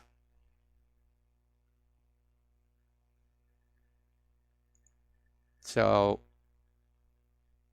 it's a mess, and like all other government corporate media lies, they're stuck with it. They're going to have to keep on propping it up and promoting it and attacking anybody who doubts it from now until the empire falls. That's the problem with these big lies, whether it's the Skripal case, 9/11, the John F. Kennedy assassination. It becomes a permanent burden on the government to maintain these lies in perpetuity here. But having declared by imperial edict that Russia did it, even though Russia had no motive to do something like that, Theresa May is vowing to launch a cyber attack on Putin's spy network, cyber warfare on Russia. Now, I got to tell you, if you were to use this Skripal story as fertilizer, I'll bet you could double Britain's agricultural output. That's how potent it is, and none may abide before it here. Meanwhile, pressure is being brought to bear on Corbyn to go along with the idea that the Russian state is to blame for Salisbury. Now, he's been calling for cooperation with Moscow. He doesn't want a war, but he's having pressure applied to him, say that Russia did it. Say that Russia did it. Where's your proof? We don't need proof. We're just telling you, say that Russia did it here. Story broke over one of the commercial breaks here. It goes back to Syria, and this is really pushing the propaganda. And the story is how the poor children of Syria have nothing to protect them from Assad's chemical weapons except for gas masks made out of paper cups. That was the shark right there. And they have a picture of somebody with plastic over his face and head, and there's a paper cup over his mouth that is supposedly filled with cotton and charcoal to protect themselves. They are really ramping it up. And again, one more time, if Assad was stupid enough to use chemical weapons, why would he use them on children? Why not use them on the terrorists? Why not use them on ISIS and Al-Qaeda? And by the way, have you noticed that none of these so-called Assad chemical weapons attacks have hit military personnel? It's always been civilians to maximize the shock and sympathy value. Oh, the children, the children, the children. If Assad were behind using these chemical weapons, it would be ISIS and Al-Qaeda being attacked, but it never, ever is. You got to start thinking for yourself, people. That's really going to make the government very, very nervous if you start thinking for yourself. We'll be back after these few words.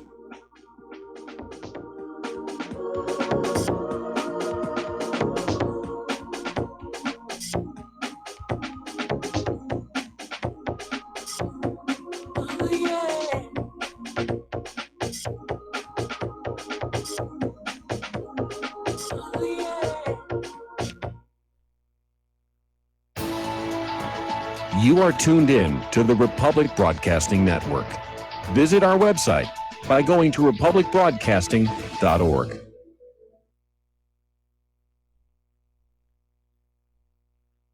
Homeowners, if your lender has gone out of business or sold your transaction to another lender or servicer, you may be the victim of a wrongful foreclosure, resulting in the loss of your home. If you've already lost your home, are in foreclosure, or even in good standing, you can challenge the mortgage transaction's illegal issue, and your property can be restored to you, and your foreclosure can be stopped or reversed, and the mortgage transaction declared unenforceable. State laws, U.S. title codes, the Uniform Commercial Codes, and U.S. Supreme Court rulings have upheld that defective mortgage documentations can reverse or stop foreclosures and enforce property title claims in favor of the homeowner. We are having successes in stopping the process of foreclosure, the enforcement of the foreclosure judgments, the sale of property, and evictions after the sale. We are not attorneys, and we don't give legal advice. We are a professional team of legal researchers, providing forensic mortgage audits and expert witnesses. We have the knowledge to produce the evidence and enforce laws regarding your legal issues. We've been in business for 12 years without a complaint. Consultations are free, and we provide a free title search to confirm if your mortgage has legal defects. Please call 855-253-3748. 855, 2, keep it today. Do you worry a lot? If you're forgetful, nervous, moody, or overwhelmed, chances are you're not protecting yourself from the ravaging effects of stress and anxiety. No matter the cause, ongoing stress and elevated levels of the stress hormone cortisol can rob your memory, your health, your quality of life, and your future. Now you can combat the effects of stress and anxiety while improving your memory and recall at the same time with the dietary supplement Calm and Clever. Studies show that the ingredients in Calm and Clever reduce cortisol by as much as 30% in as little as 1 to 2 weeks and increase your ability to recall facts, names, and numbers in 4 to 12 weeks. Calm and Clever was created by scientist Kurt Hendricks, a principal investigator in 2 NIH-funded studies on Alzheimer's disease. Try Calm and Clever for 2 months. You'll feel the difference. Call 1-800-758-8746 or go to calmandclever.com. Without the right accessories, any guy can be off the mark. Whether you've invested thousands in your arsenal or you own a single trusted firearm, a visit to AROutfitting.com is in order. It's one of the finest online selections of tactical optics and AR parts and add-ons, like EOTech, quick target acquisition with no peripheral loss. Browse the full range of Nikon scopes and binoculars. AROutfitting.com can illuminate your world with Streamlight gun-mounted lights from keychain to large handhelds up to 1,100 lumens. Find some stability with Battenfield tactical bipods. AROutfitting.com has CMMG gun parts, barrels, assemblies, handguards, part kits, and more, plus mag-full clips and magazines. I know I've got you excited, so take a breath. Head to AROutfitting.com. The site's super easy to navigate and features a ton of technical info, including links to manuals. We also welcome vendor and manufacturer inquiries. Remember, if you don't see it, we can get it at AROutfitting.com. When all this twisted steel was swept away, did these remaining holes reveal what's really happened? And aloha, America. Welcome back to our show here. Now, President Trump has decided to chair a United Nations Security Council meeting against Iran. And Iran has come back saying that what Trump is trying to do is divert the world's attention from American and Israeli violations of international law and the very same council's resolutions, which have gone pretty much ignored. And yeah, it does seem like grandstanding, but we do know that ultimately Iran is in the crosshairs. The private central bankers want Iran enslaved to a private central bank. The U.S. economy wants Iran's oil sold only for the U.S. dollar. Israel wants Iran smashed up as a regional power. So, yeah, the wars go on. I think future history books are going to say we were already in the World War at this point. We haven't had the big bang like a Lusitania sinking or Pearl Harbor. Maybe that's about to come. Weld all these little tiny wars all over the planet into one big giant war. Yes, it's a world war. Gosh, won't it be fun?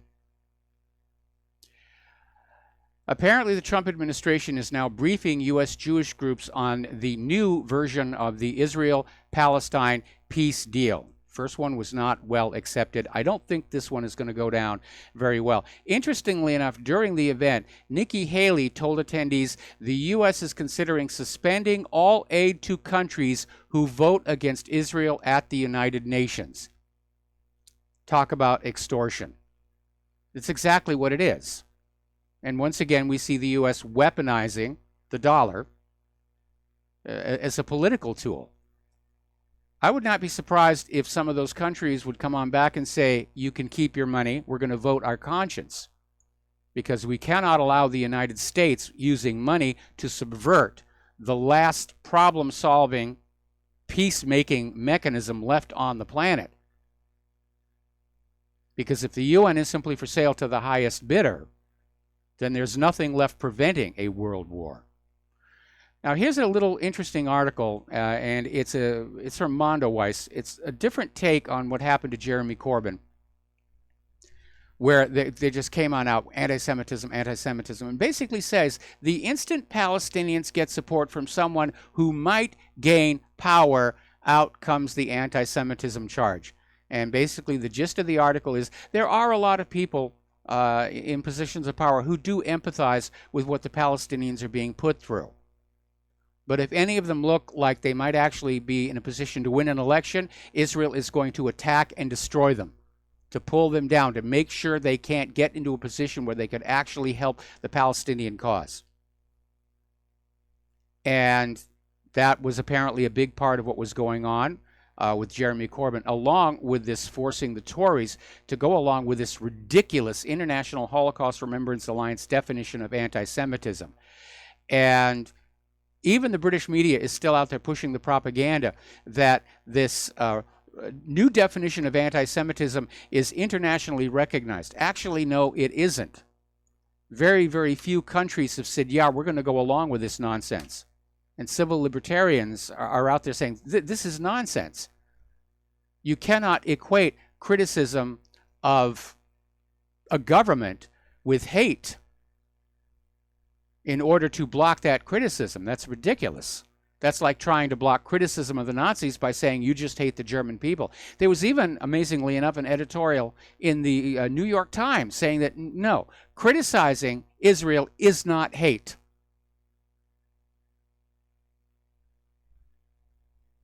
But in the end, the Palestinians have been shafted by the British government, who caved into pressure from the pro-Israel lobby to adopt that definition, saying that criticism of Israel's government represents hatred of the Jewish people. And it's an absurd confluence, and everybody is saying so.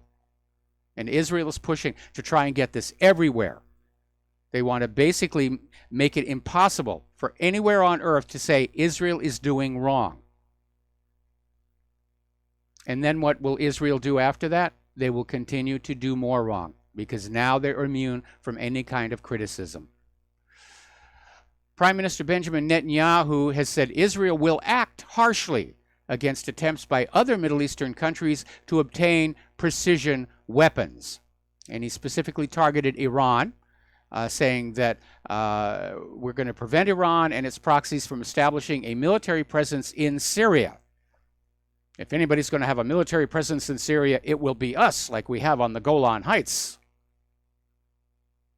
So Netanyahu is out there talking tough and belligerently, and I don't know how serious he is about trying to go on in and attack the Iranian forces inside Syria, knowing that the Russian aviation is there, or if this is a desperate attempt to cling to power, because he's losing popularity, he's dealing with his corruption charges, and there are a lot of ordinary people in Israel who are just saying all of this war stuff, it's very, very tiring.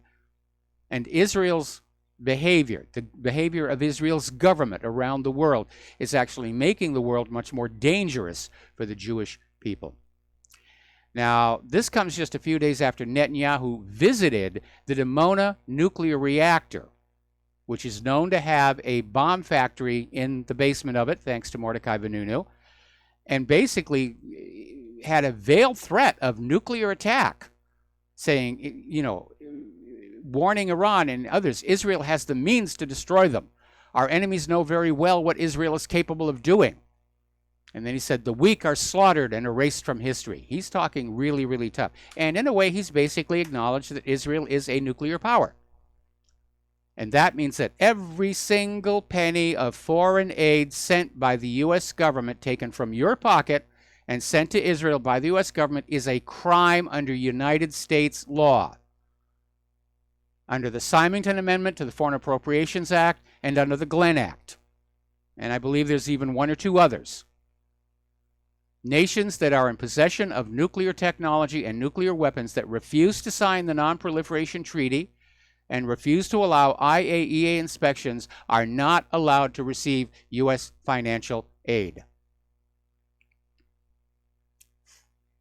Now, the U.S. ambassador to Israel, who very clearly is looking after Israel's interests and none others, is saying that he expects the Golan Heights will be part of Israel forever, which means they're getting ready to basically recognize Israel's annexation of the Golan Heights, even though every other nation on earth has rejected it. Israel wants all that oil and gas, and David Friedman is out there saying, sure, why not? Take the oil and gas, take the Golan, hang on to the illegal settlements. No reason for those people to have to leave there. Apparently, there's been another incident where 117 settlers stormed the Al-Aqsa Mosque under heavy police protection and basically went up to the Dome of the Rock and performed Jewish religious rituals, which, of course, is going to be very offensive to the Muslims. That would be kind of like you in a Christian church if Muslims came up to your church and started doing their religious rituals on your ground. A lot of people probably get very upset about that. But that's it. It's another provocation. They're trying to get the Palestinians to do something that would justify further military action by Israel against them. Now, earlier we were talking about this new peace plan that Trump is trying to put together. And it's not officially out, but some of the details are being leaked. And apparently what is being suggested is that Egypt will take over control of Gaza, and Jordan will take over control of the West Bank. And what this will mean is the Palestinians who are in Gaza and the West Bank will start to diffuse, maybe, into those other countries. At which point Israel can start talking about regaining Gaza and the West Bank, because I don't see Israel giving up any ground whatsoever. They still dream of Eretz Israel. Now, as you know, Donald Trump kicked over a hornet's nest when he moved the U.S. Embassy to Jerusalem, and a couple of other nations followed suit. One of them has had a change of heart. Paraguay has decided no, they're going to keep their embassy in Tel Aviv, and of course, Israel's government is out there screaming, you anti-Semites, you Jew haters, and they have responded by shutting the Israeli embassy in Asuncion and recalling their ambassador.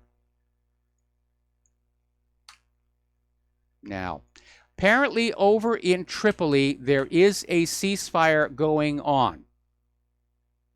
And there was a joint announcement by the governments of the United States, France, Italy, and the United Kingdom. Interesting how nobody from the Libyan government was involved in this. But inside the statement, there is an interesting quote. We reiterate our strong support for Special Representative of the Secretary General, Ghassan Salameh, as he works to realize an immediate and durable cessation of hostilities in the Libyan capital, which is a critical step to advancing the political process in accordance with the United Nations Actions Plan. In other words, Libya gets puppet rule again. They're getting a newly installed junta.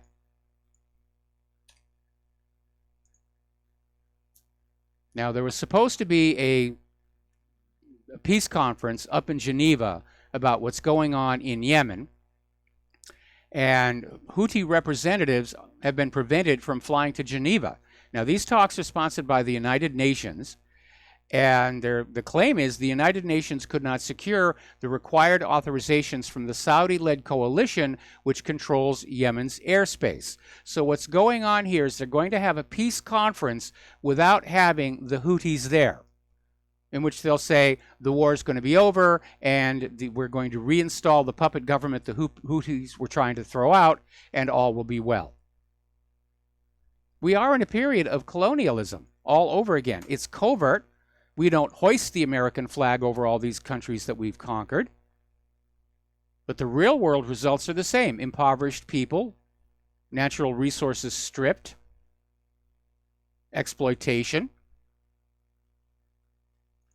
Remember Tony Blair? Good old phony Tony Blair. He of the dodgy dossier and other lies about Iraq here.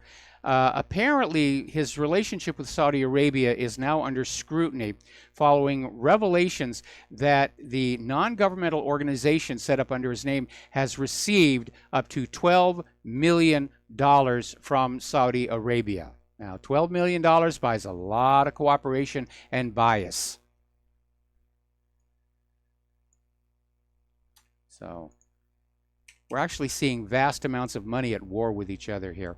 By the way, speaking of Saudi Arabia, be very careful what you write over there. There is a new law further criminalizing dissent, and now they're punishing what is called informational crime, which means if you post a satire piece that disturbs the public order, which is a very vague, tenuous description, you can get 5 years in prison and an $800,000 fine for posting satire.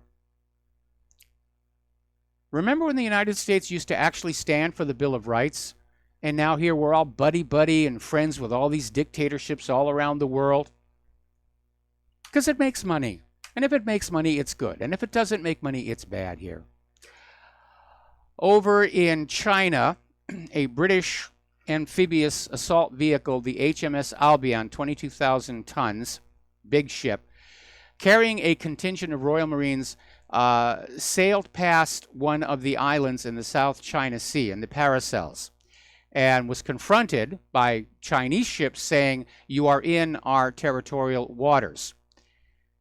And the British ship went on its way. There was no confrontation, no conflict, as it were. Part of the problem are the definitions, because the definition of territorial waters varies based on whether it's a coastline or an island or something like that. And right now, the argument is being put forward that these artificial islands built by China do not have territorial waters at all. Now, this is nonsense, because China didn't just create these islands out of thin air. They went to islands that were already there and simply built them up. So the territorial waters rule that applies to islands should apply there. But again, it's another pushing for a confrontation here with China. Does the United States really think it can go to war with all these countries all at the same time?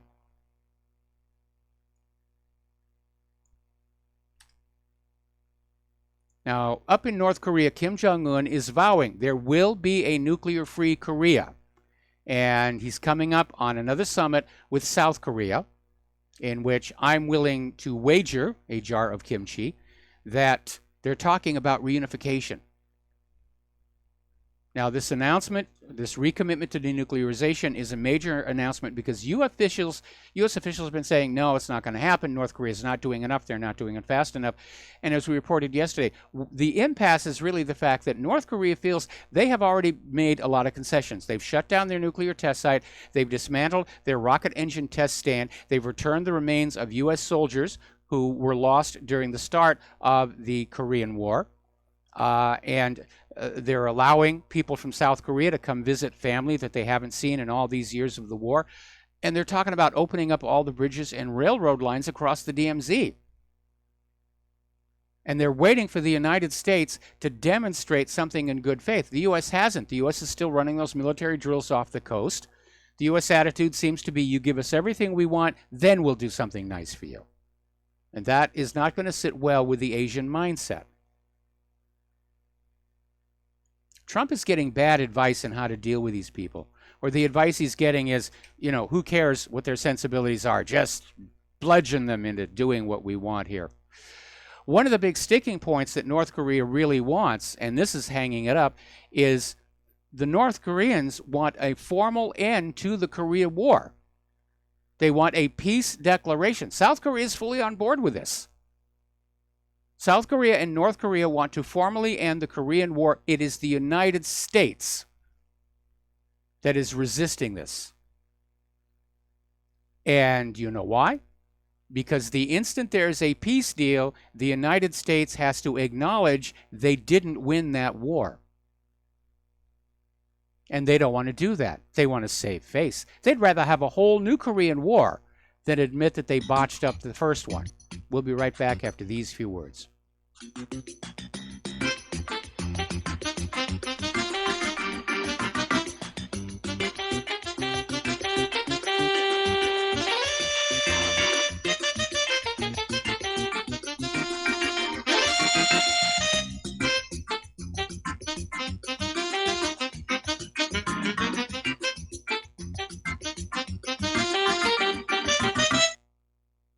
Corporate media dominates the American opinion. Finding independent voices that counter this avalanche is becoming increasingly difficult. With the endless corruption running rampant throughout our government, independent voices are needed more than ever to battle the offensive against our freedoms and liberties. As a listener of RBN, no one understands this concept better than you. Now it's up to you to do your part. The time has come for you to take action and begin broadcasting the truth to hundreds or thousands of people every month. Sound impossible? Quite the contrary. With pointed slogans from LibertyStickers.com, you can reach countless sleeping Americans unaware that they live in a real-life wonderland. LibertyStickers.com has a huge inventory of political bumper stickers and messages that reflect the truth about our government, our politicians, and the future of America. With so many in stock, there's one perfect for you. Visit us today at LibertyStickers.com. Again, that's LibertyStickers.com. Do your part. Your voice is important. Let it be heard.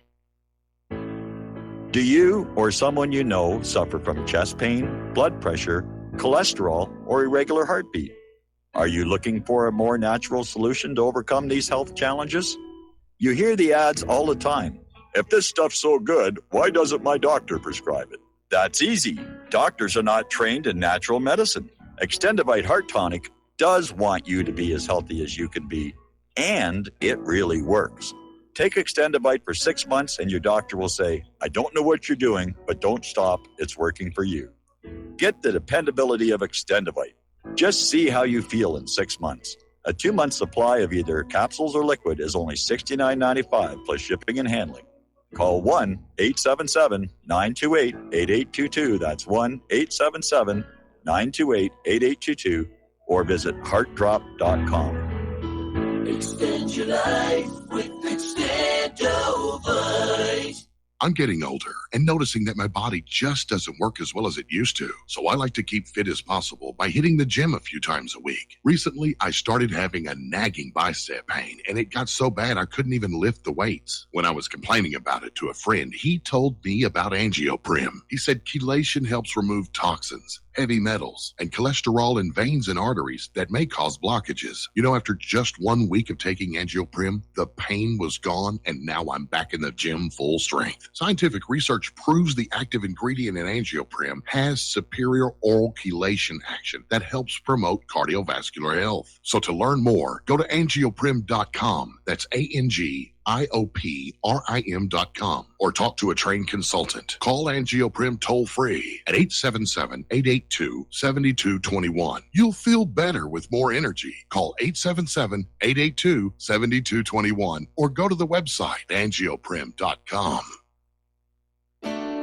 We the people, in order to form a more perfect union, establish justice, ensure domestic tranquility,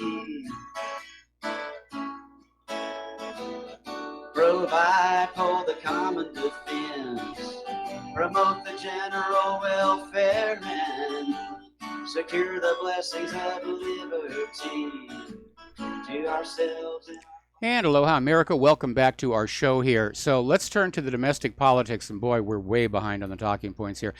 The Kavanaugh hearings continue today. More protests, more antics, more. It's turning into a circus. And if you look at the behavior of the Democrats, they're coming across like this lynch mob of irrational and angry haters. Now, Dianne Feinstein went on the attack against Kavanaugh, telling him he needed to reconcile his Second Amendment reasoning with the hundreds of school shootings. And she cited this statistic, which, as we reported yesterday, turned out to be completely made up. Never really happened. But she's out there saying, how do you reconcile that? And you need to remember, Feinstein wrote the federal assault weapon ban that expired in 2004. Now she's pushing a new, broader version of the law. And so she asked Kavanaugh to explain why he concluded that such legislation is unconstitutional. Well, it is. That Second Amendment is pretty, clear. And basically, the shootings are irrelevant to the question of whether banning assault weapons is consistent with the Second Amendment. If you want the guns banned, you have to basically get rid of the Second Amendment. And to do that takes another amendment. And one of the things that really bothers me about the liberals, and especially the liberal Supreme Court, is they really don't have much loyalty to that Constitution. They think it should be twisted and bent and cracked and just, tied in knots to justify what they want when they want it here. Now, Feinstein was apparently behind this little stunt that came out yesterday, where a father of one of the victims of Parkland approached Brett Kavanaugh with his hand outstretched for a handshake, and Kavanaugh appeared to not take the handshake. And of course, the Democrats went ballistic, saying, "Oh, Brett Kavanaugh, how could he be so cruel? This man has lost his child," and blah, blah, blah. Another video from a different angle has surfaced, showing that it was Kavanaugh's security who intervened to block the handshake. But then the Democrats, and for that matter, the corporate media's relationship with the truth is tenuous at best, to put it politely. Now, as you know, it came on out that these people who were going wacko inside and outside the hearings were being paid. Witnesses saw them literally being handled bundles of cash out of a bag.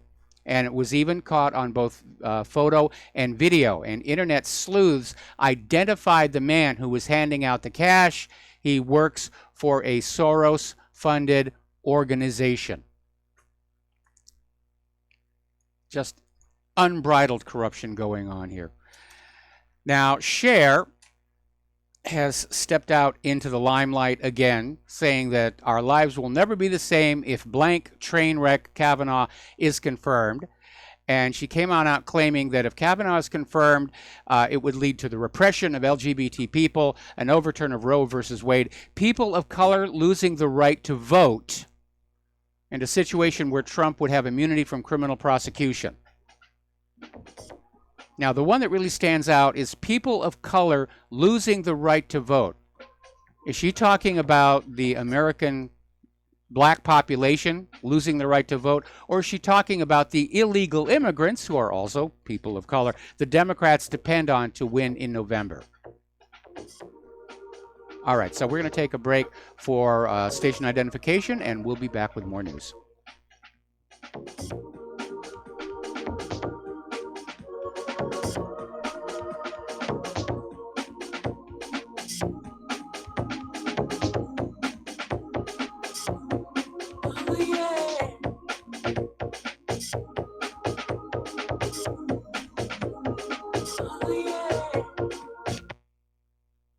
Homeowners, are you in foreclosure, expecting to be served with a foreclosure lawsuit, or suspect your lender has coerced you into an illegal mortgage transaction?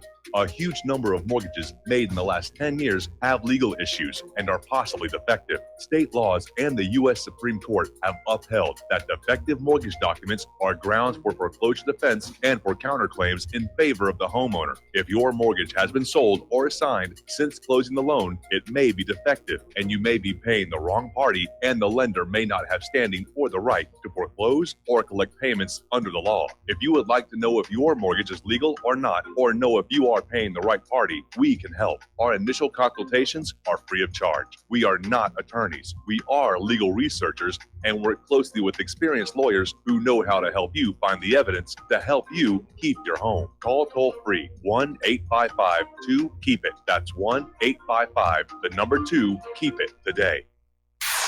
You're listening to Republic Broadcasting Network, because you can handle the truth.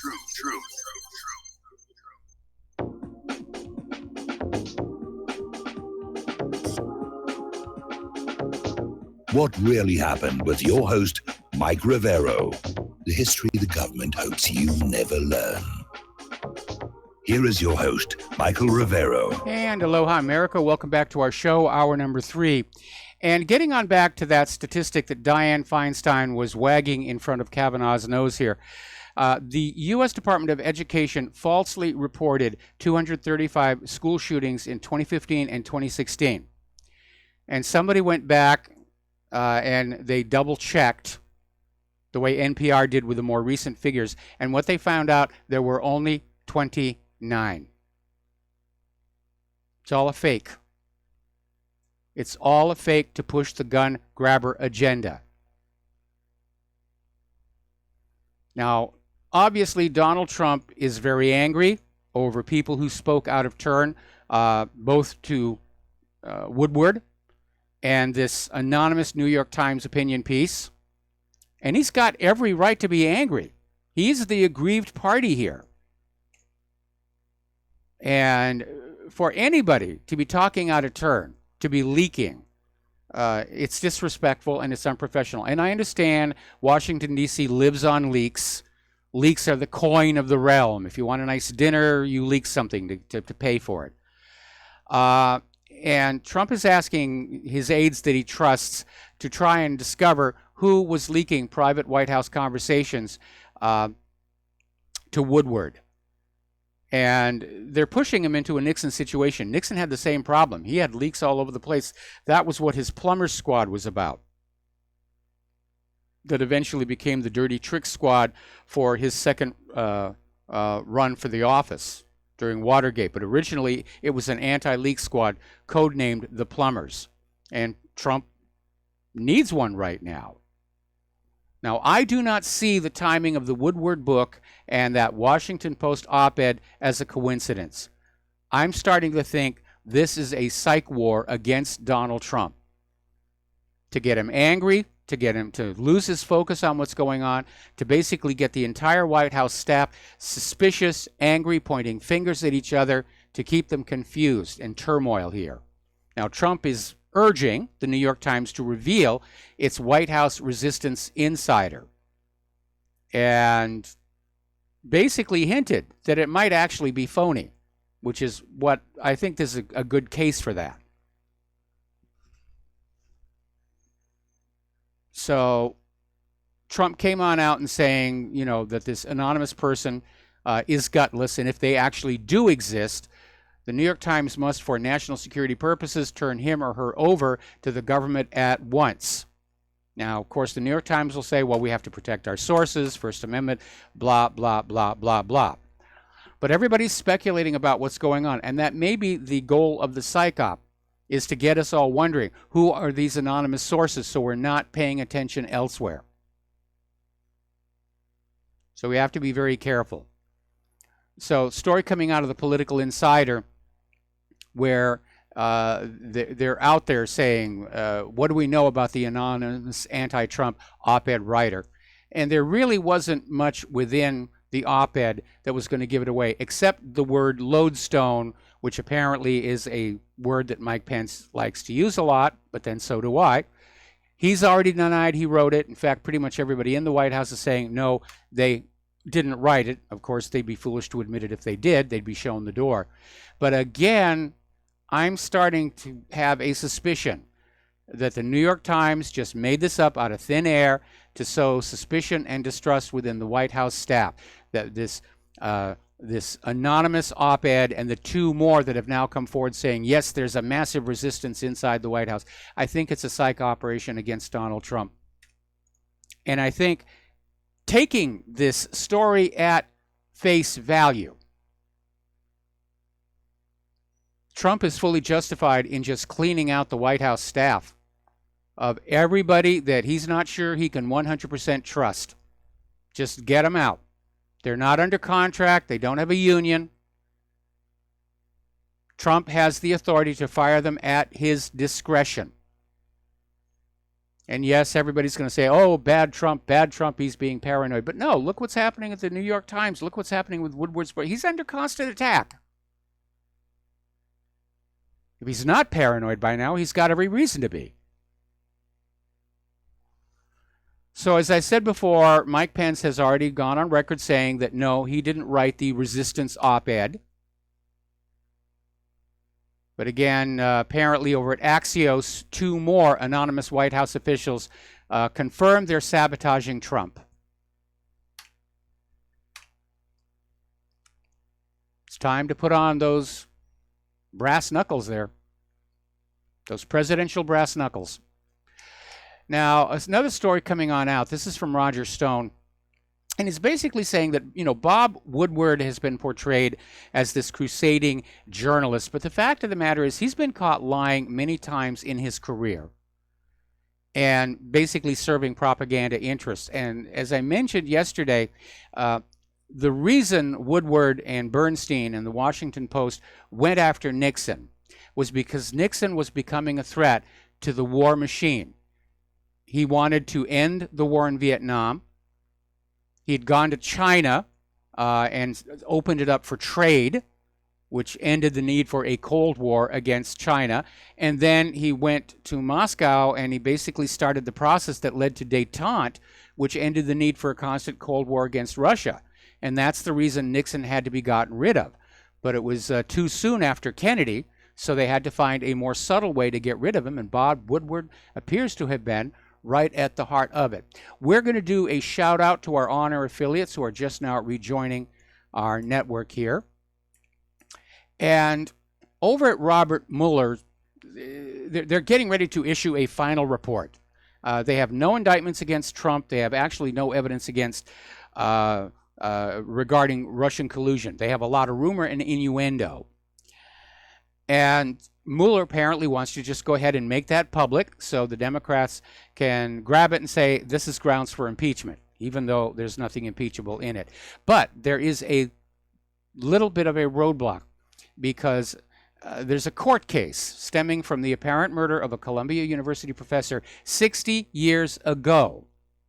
And the substance of the case is entirely unrelated to the investigation, but it's a procedural situation. Because the Washington Appeals Court is set to hear this case next month. If it sides with the Justice Department and rules that judges don't have the freedom to release grand jury information that is usually kept secret, then it throws a monkey wrench into any plans Mueller has to issue this report. He'd be in violation of the law if he did. Which means he may go ahead and do it anyway. Now, a story coming out of Sarah Carta. There are indications that President Trump may go ahead and declassify the 20 FISA documents Congress wants. Now, they already got these redacted ones that were full of all kinds of black marks here, and the Department of Justice has been stonewalling releasing the unredacted documents, saying that it's going to reveal explosive information about the FBI's handling of the Trump-Russia investigation, meaning it's going to be an embarrassment to the agency. And you remember the first commandment of J. Edgar Hoover, never embarrass the agency.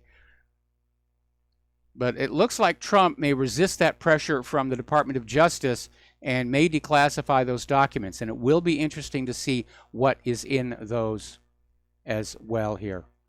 Okay. Now, Judicial Watch, they're still doing good work. And by the way, if Trump decides to clean out the government and bring some people in from outside, Larry Klayman, I would love to see Larry Klayman as the Attorney General or a special investigator, special prosecutor. Boy, would he go after them. Anyway, Judicial Watch has sued the Justice Department for all communications between Bruce Orr, Nellie Orr, Christopher Steele, and Fusion GPS. Why is Judicial Watch having to sue the Department of Justice? Because the Department of Justice refuses to honor a Freedom of Information Act request. Now, these documents are all public records. They're the property of the American people. They are not classified military secrets. The Department of Justice has no legal justification to withhold them. They just are trying to exhaust Judicial Watch, to run out the clock, to bankrupt them with all the lawyer fees here.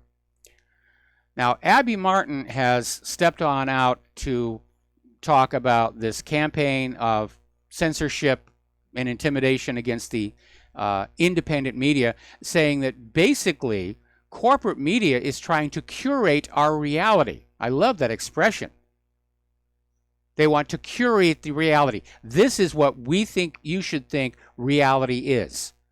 And that, of course, is what corporate media has been doing, you know, for a very, very long time, going all the way back to when the Hearst newspapers sold us the Spanish-American War.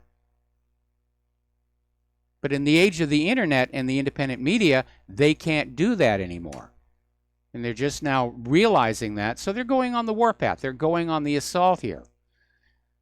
And they shut down Telesur, which is where Abby Martin had been broadcasting, but she still has contacts at Russia Today. The government wants to go back to a world in which you believe the world is what they tell you it is. And no matter how many times they are caught lying to you, you will go on believing them no matter what, because you're a loyal, patriotic American.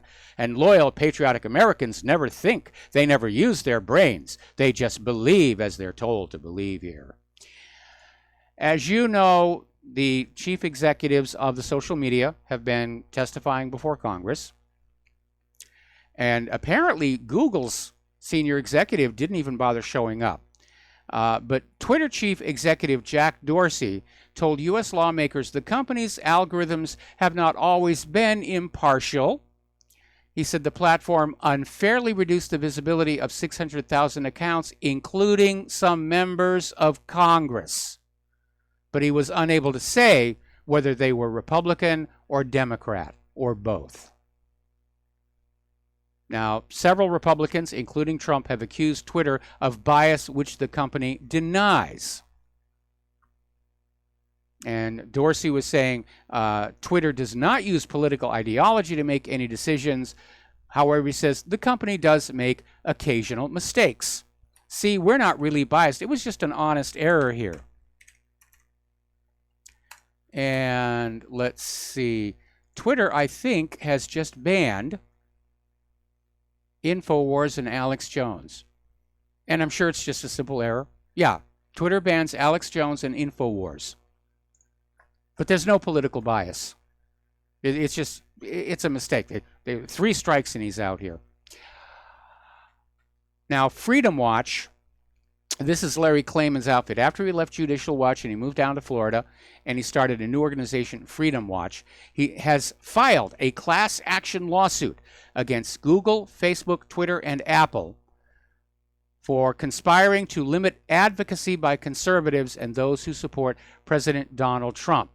Now, the lawsuit's been filed in the District of Columbia as of yesterday, and it named the 4 internet giants as defendants and charged them with violating Section 1 and 2 of the Sherman Antitrust Act, the First Amendment, and Washington, D.C.'s discrimination law.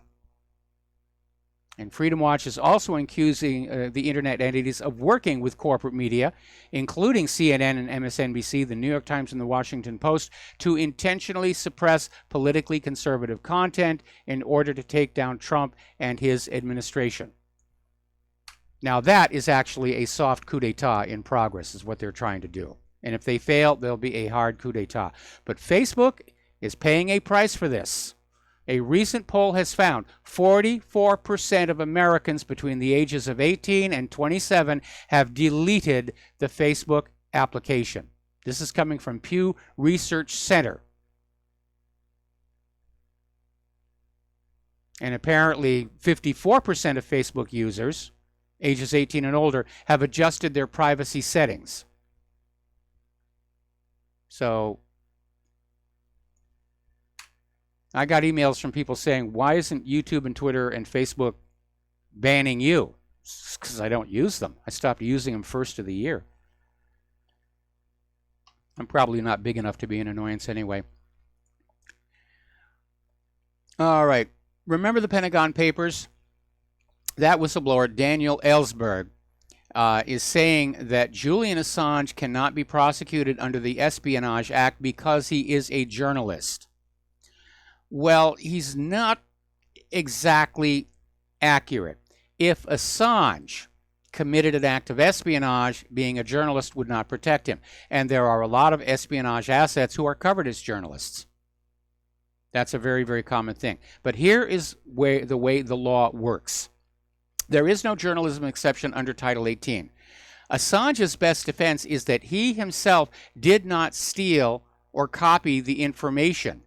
It was provided to him unsolicited, and he merely made it public. Now, that is the law that protects news organizations from accusations of espionage when they come into possession of classified information. As long as Assange did not ask an individual to provide these files, technically he's in the clear. However, that may not be enough to deter a government that is currently openly flouting the law in order to get their enemies. See, that's a very, very thin line. And to all of my fellow people working in the independent media, you need to keep that in mind. If somebody sends you classified information, you decide what you want to do with it. Legally, technically, you're in the clear. But if you ask them to provide more, or even if they say, do you want more, and you say yes, then you are in a world of hurt. So just sort of keep that in mind. Okay, let's talk about the economy here. Over at the U.S. Mint, they have stopped the sales of Silver Eagle coins.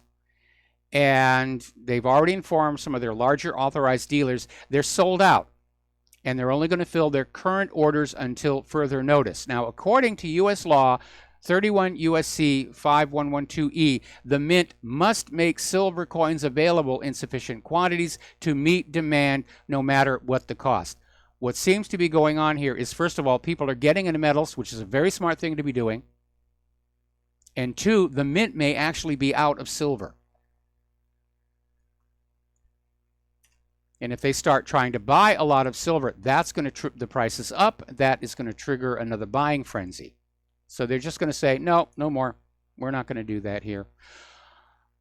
We have been talking about the state of the economy in the United States, where we have people in this country, especially in Silicon Valley, who have full-time jobs and are still living out of their cars because the rich are getting richer and the poor are getting poorer, because that's what fascism does. Over in Great Britain, thousands of nurses have been forced to rely on food banks in the last year because they're not making enough money to eat. They're paying their rent, they're paying the bills, they've got nothing left over, they have to go to the food banks. And we're not talking unskilled workers here. We're talking trained nurses. Apparently, 9% of the nurses surveyed admitted to having collected free food. 38% said they struggle to buy food. And over half said they had less than 500 pounds to fall back on if a personal crisis were to strike.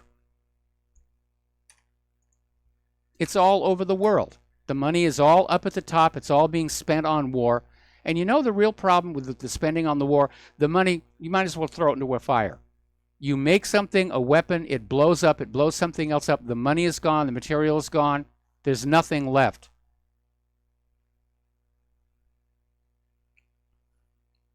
Apparently, the currency devaluation in Turkey was 42% so far this year, and we're continuing to see a crisis in the emerging markets. Everyone's talking about the possibility of a global crash. They were looking at the bond market. No, could actually emerge from the emerging markets currencies, which are all in trouble. The European Union has decided to prolong the anti-Russia sanctions by an additional 6 months because of what they did to Sergei Skripal and his daughter Yulia. So it's more provocations, more putting pressure on Russia, and at some point something is going to break.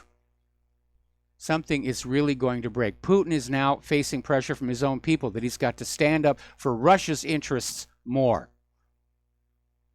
A Cold War is bad enough. A hot war is to be avoided. We'll be right back.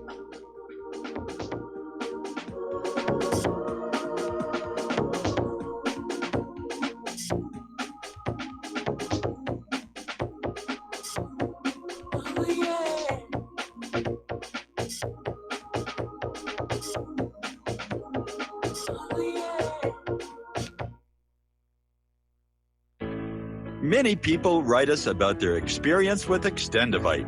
Allow me to read you one from Amazon.com. I just wanted you to know I saw my doctor and I laughed because he said, "I don't know what you're doing, but keep doing it." I have been taking Extendivite. I had borderline high blood pressure, heart flutter, high cholesterol. I changed my diet and included Extendivite with an amazing turnaround for the better. A few months later, I had a doctor's appointment and took a stress test. I passed. No heart flutter, blood pressure was perfect. My doctor even took me off my medicine. I thank you truly from the bottom of my heart. This stuff works, and I'm so grateful for Extendivite. Thank you, Justin G. Tell us your story. Get Extendivite today. Call 1-877-928-8822 or visit heartdrop.com.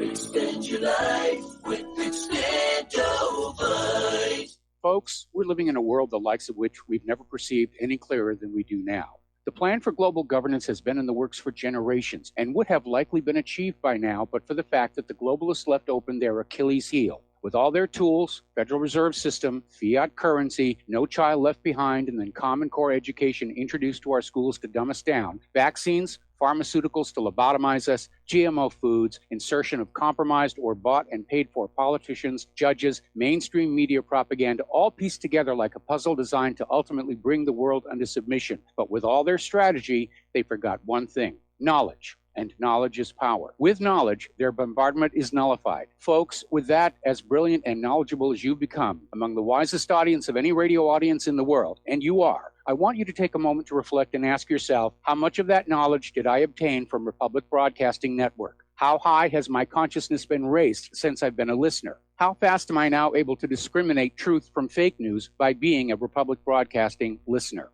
How clear am I now able to see the world since I've been listening to RBN? Ask yourselves those questions, folks. Then ask yourself, what is that knowledge worth to me? Like my morning coffee, how would I survive without it? A voice of truth in a sea of lies. Do we not all need to make sure it survives? Like public broadcasting, we are now finding we can only survive with listener support. Censorship, advertisers being attacked, truth itself being attacked. It's the only way through this. We at Republic Broadcasting humbly ask you to become a supporter. Look at your budget and make a determination of what Republic Broadcasting is worth to you and what you can afford on a monthly basis.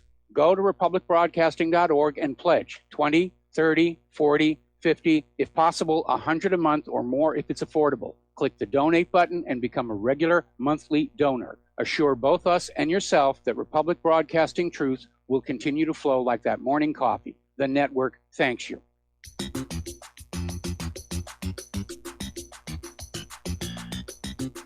Welcome to What Really Happened Radio. Visit us online at whatreallyhappened.com. And now, set your eyes on the future and let's consider what really happened. And aloha, America. Welcome back to our show here. Now, out in California, Governor Jerry Brown is considering a bill which is probably the worst example of a California public agency defaulting on the pension promises it made to its employees and allowing CalPERS to slash the incomes of its retirees. And apparently this bill was introduced by Assemblyman Freddie Rodriguez, Democrat of Pomona, and basically comes down to these people worked for these companies, they paid into the pensions, they made their retirement plans based on what the pensions were going to make them, and now because the economy has tightened up, they're going to get screwed, for lack of a better word. And I'll tell you, one of the reasons why California doesn't have the money to rectify the situation is because they're paying for all those illegal immigrants. So they'll vote Democratic. Keep the Democrats in power doing the wonderful job that they're doing here so far. Okay, we're going to go ahead and start taking phone calls here. Chris in Detroit, aloha. Welcome to the show. What's on your mind? Hi, Mike. Thanks for having me. I really enjoy your show and the information that you put out. I'm wondering, I don't know if you've mentioned it before, this 5G that's going up everywhere. We've talked about it, and I know there's a lot of people who are out there trying to, turn it into some kind of an issue, or to be more accurate, a distraction. But it's simply, a faster version of 4G. And I don't think there's anything significant about 5G itself. I'm concerned about the sum total of all electromagnetic radiation that we're subjected to, whether it's 4G, 5G, the police radios, radars that we have down here in Pearl Harbor. I think there's an issue there that ought to be looked at, but I haven't seen anything specific about 5G to be concerned about. Well, I'm not sure. Have you heard of Environmental Health Trust before with Dr. Deborah Davis? Are you familiar with her work at all? Yeah, I've heard of it. And again, there are a lot of people who are out there, trying to boost their fame and image by crying wolf here. But again, thank you very much for the phone call. And we're going to switch over to Cameron in Great Britain. Aloha. Welcome to the show. What's on your mind? Hi, good afternoon, Michael. Michael, quick chat about Trump with you. Hope is the only thing that can buy, time for the elite. And Trump is throwing hope, not by himself, obviously, but with this QAnon thing, which has Mossad's fingerprint all over it. You see, he hasn't done anything for people except throwing confusion. I personally have really lost interest in American politics because the more confusion they throw in, the clearer everything becomes. And your caller put his finger right at the point that he said, well, as long as the media is against Trump, I support him. And that's exactly the point. They do that. This is a Punch and Judy show. I disagree with that because from where I'm sitting, if in fact this anonymous op-ed in the New York Times is the real deal, it's very disturbing because it does indicate that Trump is not in control of the White House, and he's got to fix that. Because if the White House is dysfunctional, then the deep state is going to win. But again, I need to stress the possibility that coupled with the timing of Woodward's book, that this is a psych op against Donald Trump and the White House staff to get them all riled up, to get them pointing fingers at each other, to get Donald Trump furious, which apparently he is. He's got a temper, and to basically break his focus about the things that he's supposed to be doing, which is running the nation. But frankly, taking these these now 3 anonymous insiders who claim to be part of the White House resistance at face value, I think Trump is justified in starting to scrape out a lot of people from that staff and replace them. But what's the likelihood of him doing that, Michael? I mean, he's been in there for over a year and 8 months now, and nothing has happened. I mean, he hasn't actually, he was supposed to be clearing the swamp, but the swamp is dirtier than ever before. Yeah, the swamp, unfortunately, the swamp is winning. There's no question the swamp is winning. The only positive aspect about that is the American people now see that there is, in fact, a swamp. It's no longer considered fringe conspiracy theory. People openly talk about the deep state now. It's been outed. We see what's really going on behind the scenes. Well, I hate to use this word, but I hope you're right. I hate this word, hope, and I can't sort of use it anymore without feeling, a little bit tricked. Well, but I hope you're right. I generally avoid the word hope, especially since Obama's campaign exploited it so shamelessly here. Again, I'm as disappointed in the Trump administration as anybody, but he is the president, and I'm appalled at the machinations being used to try and get rid of him. Anyway, Cameron, we're going to let you go. We got to take a break for commercials, and we'll be right back.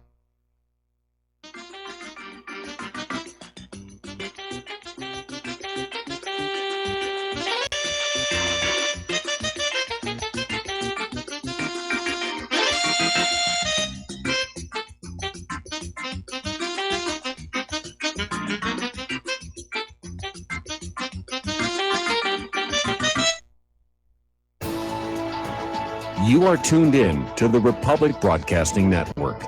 Visit our website by going to republicbroadcasting.org.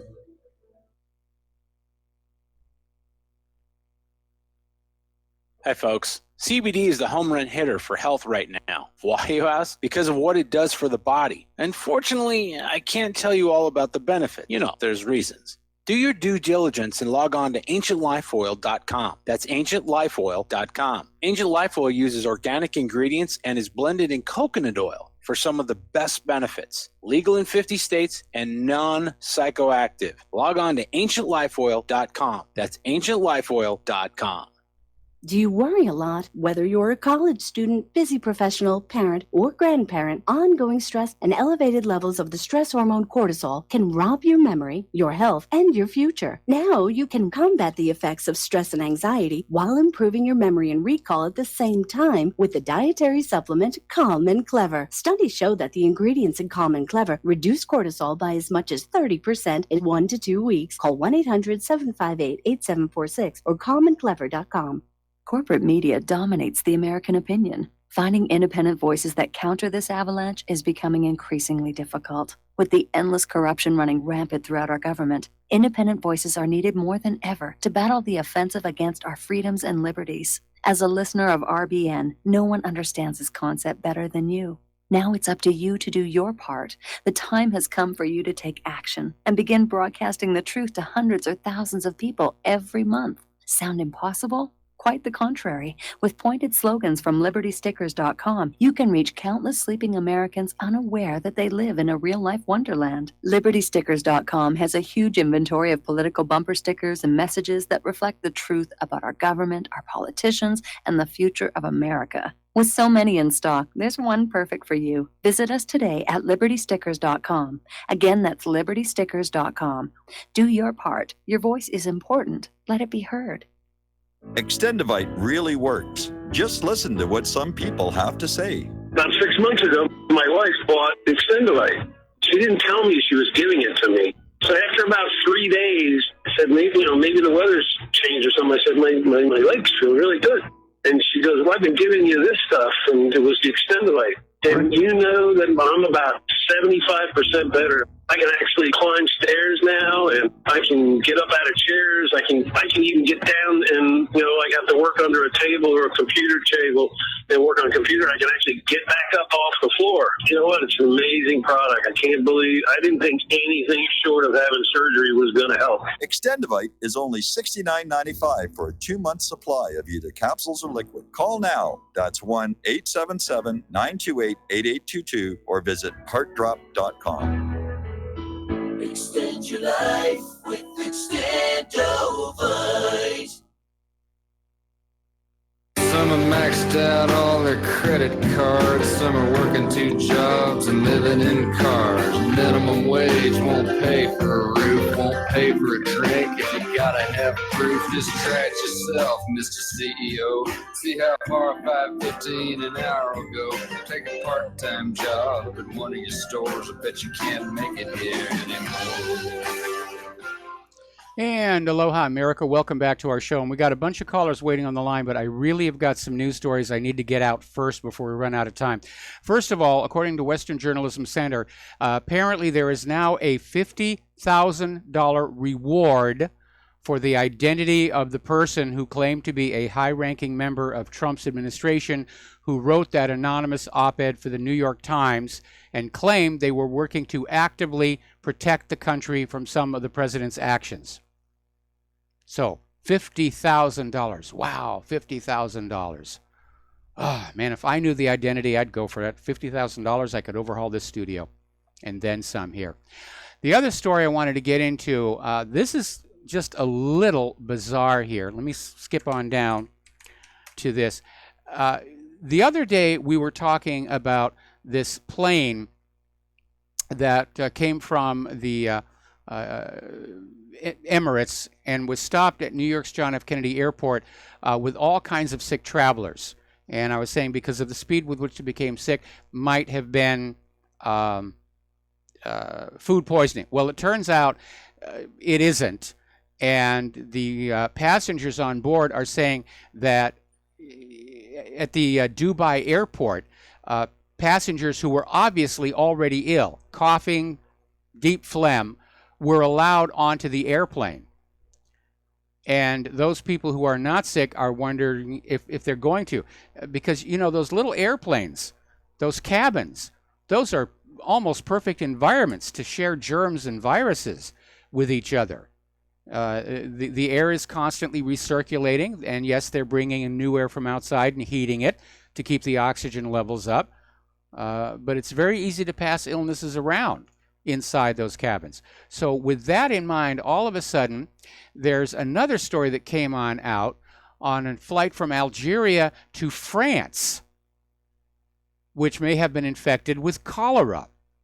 And apparently they had one child displaying the symptoms, and now they've put the whole aircraft on quarantine. And now over in Philadelphia, they've had 2 flights land full of sick passengers showing flu-like symptoms. And the CDC is already out there investigating. 12 passengers were feeling ill, but they're giving medical screenings to everybody. And the affected passengers were returning from pilgrimages to Mecca. Now, that's kind of scary to have that happen 4 times. Are we dealing with an issue where the airlines are cutting back so much that they're not properly disinfecting the cabins or the air conditioning filters? Or is disease so totally out of control in the rest of the world that we can't get planes full of healthy people? I don't know, but it's kind of concerning. 4 of them happened here. All right, we're going to take a few more phone calls here. Mateus in Canada, aloha. Welcome to the show. What's on your mind? Yeah, well, maybe it's because of the global open borders policy, which is bringing in all these diseases into the first and second world nations that were previously eradicated, that just it's generally increasing the likelihood that any average plane load full of people is just statistically got more diseases on it. It could be that. Well, my question would be, I mean, all these airports now have security looking for bombs and terrorists and everything, and the passengers on that flight from Dubai are correct. Why didn't security say, hey, There's a medical issue here. These people are really very sick. But no, they're too busy looking for bombs and terrorists and things that they're not likely to find. And it underscores the fact that if there were a major pandemic outbreak, like they've got this nasty Ebola down in the Democratic Republic of Congo right now, if it gets on a plane, it can be everywhere in just 24 hours. Well, it's good for business and good for population reduction and good for more screening processes. It's taken our rights away and good for more intervention and fees and waiting lines and groping. And anyway, so I just wanted to say that at this point, Trump is dead to me. And what the tipping point was is that when he was having these off-the-record comments to the Toronto Star newspaper in Canada, a Canadian newspaper, he at one point was talking about, well, you know, it's going to be completely one-sided and everything that we want, they're working their asses off. But, you know, the deal I'm going to give them is so bad that if I were to say it publicly, it would be so embarrassing that they would just have to say no. Okay, so he's not dead to me yet. I can deal with that. It's the next thing that he says. He goes, you know, like, I can't just kill these people. So, okay. Unless that's fake news. Now, if you say that, that's what it's being reported. Who was he talking about? He was talking to the Canadian government, specifically the people he's negotiating with. Okay, so who was he talking about? Can I give Can I just expand a little bit to give Just my a little input on what that was about? Okay, so you got to keep in mind what you were covering about how the States is in so many wars all over the place right now, like dozens. And then you also have to consider how many drone strike assassinations that are going on and have been. And you got to remember that these Obama meetings, every once a week meeting to decide who's on the kill list to be illegally assassinated. Okay, so Trump is doing torture. He's doing drone strikes. He's got all these wars going. Part of the job right now is just murdering and killing people all over the world that you don't like. So what he actually did is he's like lamenting, regretfully, nostalgically, feeling bad, but that he can't just go and kill us, that he actually has to deal with us, that it's politically incorrect to just drone strike us or regime change us. That's where that was coming from. Okay, when you say us, I mean, I'm not getting a clear idea of what you're talking about. I know that you know what you're talking about, but I'm not a mind reader. Oh, you're not? Yeah. Oh, okay, sorry. Yeah, so I don't know what you're talking. When you say they can't drone strike us, I don't think Trump was talking about drone striking Canada. He didn't specify, but he was talking about Canadians. He was specifically talking to the Toronto Star in regards to the trade negotiation. Okay. Did I not even open up? I didn't explain that. I'm sorry. No, you didn't. The topic here, I apologize. The topic here is the NAFTA trade negotiation. My bad. Where we had the stalled talks last Friday. We were hoping to maybe come up with an agreement to include Canada in NAFTA. And it might have actually happened on Friday, except that Trump had some off-the-record comments to a newspaper called the Toronto Star, where he said that the deal with Canada over this NAFTA is going to be completely one-sided favoring the States. And in fact, it's so bad for Canada that if Trump would publicly say what the deal is, Canada would never be able to accept it because it would be so embarrassing. And then he says, like, I can't just kill these people. You know, I got to tell you that does not strike. I'm suspicious. First of all, it would be very. It's bad business to basically say I'm coming at you with a rotten deal, and I don't know. I would want to see some confirmation on that. This one doesn't pass the smell test. Anyway, listen, Mateus, we're running out of time. And I got a couple more calls I got to get through. So thank you very much for the phone call. We're going to switch over to Daniel in British Columbia. Aloha, Daniel. Welcome to the show. What's on your mind? Yeah, I'll get straight to the point, Michael. There was something that we all missed when they were burying McCain. PepsiCo went and bought SodaStream. So there's one more company in my mind that should, have a boycott. And it's the only thing that Israel listens to is the bottom line dollar. The United Nations is completely toothless to stop these criminal terrorists from Okay. Well, killing innocent women and children. let me put a pause here for a little bit, because it may be that SodaStream's Israeli owners were feeling the pinch over the boycott. And if PepsiCo is taking it over and it's going to become an American company, then there's not much point in boycotting it, is there? Well, they're going to be overseeing these factories in the occupied West Bank, and I don't know. I think SodaStream's stock went through the roof as a result. Anyway, the whole BDS movement is, you get guys like Ben Shapiro who say that boycotting Israel is anti-Semitic. Same with Laura Loomer. You don't see their YouTube channels get blocked. Nope. Anyways, I thought I'd just add that to the mix. It's one of those stories I think we over. Yeah, I had missed that one as well. And yeah, if Pepsi is keeping those factories in the illegal settlements, then yes, we should continue to boycott.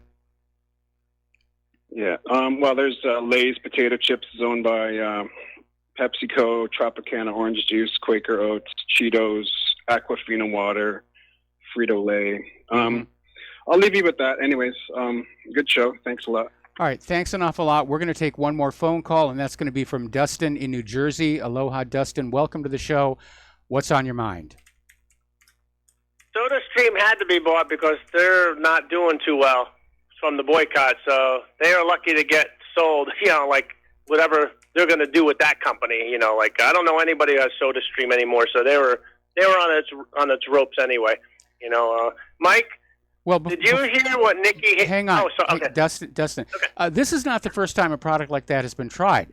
I remember back in the 60s, there was a company that was doing the same thing. I mean, it's a soda water bottle. You put in the little gas cartridge to make the soda water, and then you add the flavoring for the soda that you want, which is root beer or something. And for most people, it just seemed like an awful lot of work compared to simply grabbing a bottle out of the fridge and popping off the bottle cap. And so I'm not sure that SodaStream was really going to do all that well anyway. I certainly would not own one, and it's got nothing to do with where it's made. It just doesn't strike me as a product I'd care to have. Yeah, exactly. Mike, Nikki Haley, what the heck?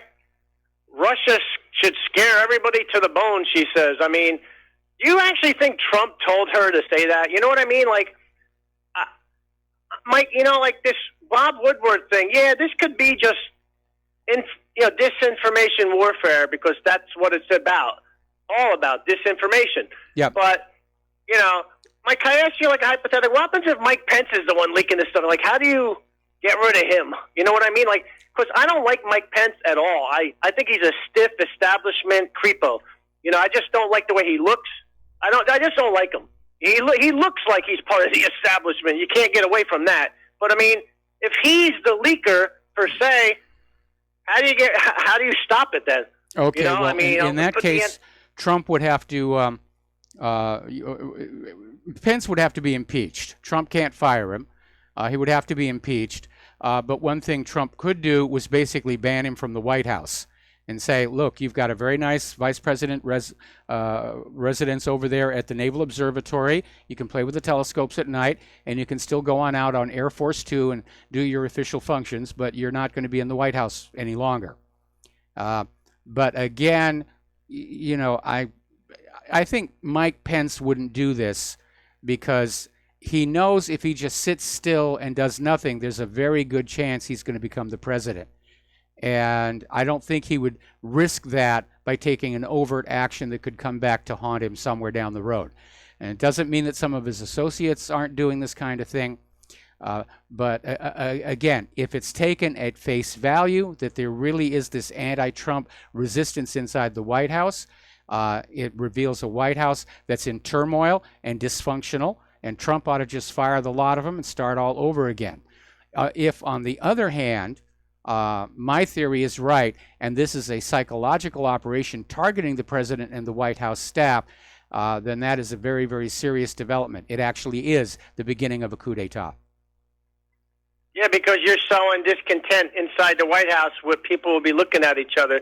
So yeah, I'd say it might most likely it'll be like a disinformation warfare, but it did have in the past people leaking stuff.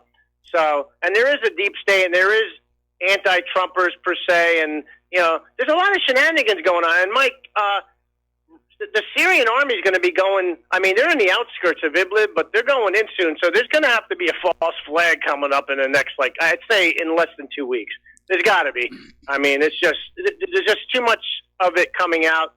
Like Nikki Haley says, she knows there's one coming. She looked in her crystal ball. She got out her witch's broom and she danced around the crossroads and, got her crystal ball and says she absolutely knows Assad is going to gas a bunch of children. What happened to you're fired? You're hired, for the deep state. Yeah, that's why I don't know. Trump is flip-flop, wishy-washy. I don't know what you can call him, but, everything he ran on during the campaign, everybody who calls in who still likes Trump, everything he ran on in the campaign, everything is opposite now. The economy's doing great. All of a sudden, I don't know that it's doing we're not great. in a bubble anymore, I don't think the economy. We're not in a bubble anymore, according to him, Well, actually, it looks like we're going into a repeat of 2008. And unfortunately, Trump is in a situation. He has to go on supporting the lies of the previous administrations about how great the economy is, because if he'd gone to the White House and told the American people the truth about how bad the economy is, the Democrats would scream, "Oh my goodness, Trump has destroyed the economy. We left it in really good shape, with Barack Obama here, and Trump has just utterly destroyed the economy. Bad Trump, no cookie." And Mike, one more thing before I let you go to finish your end of the show. In America, the intelligence agencies run the country, not the president. In Russia, the president runs the country, not the intelligence agencies. Now, who would have thought? Everything's been flipped around, Mike. That's scary. I don't think it's that clear cut. I think what's going on here is that the U.S. government is badly factionalized and everybody is fighting for more control. The intelligence agencies, obviously Trump and his White House, the money people, the military-industrial complex, the medical-industrial complex, they're all trying to enlarge their influence and power to steer the money their way. And again, it's another symptom that we saw in the lead up to the collapse of the former Soviet Union. Which is, also a civil war. You got civil unrest with factions, and you also have civil unrest with different factions in different states in this country. So, yeah, we're in a world of hurt. All right, thanks, Mike. All right, thanks an awful lot. We're going to take another break for commercials, and we'll be right back after these few words.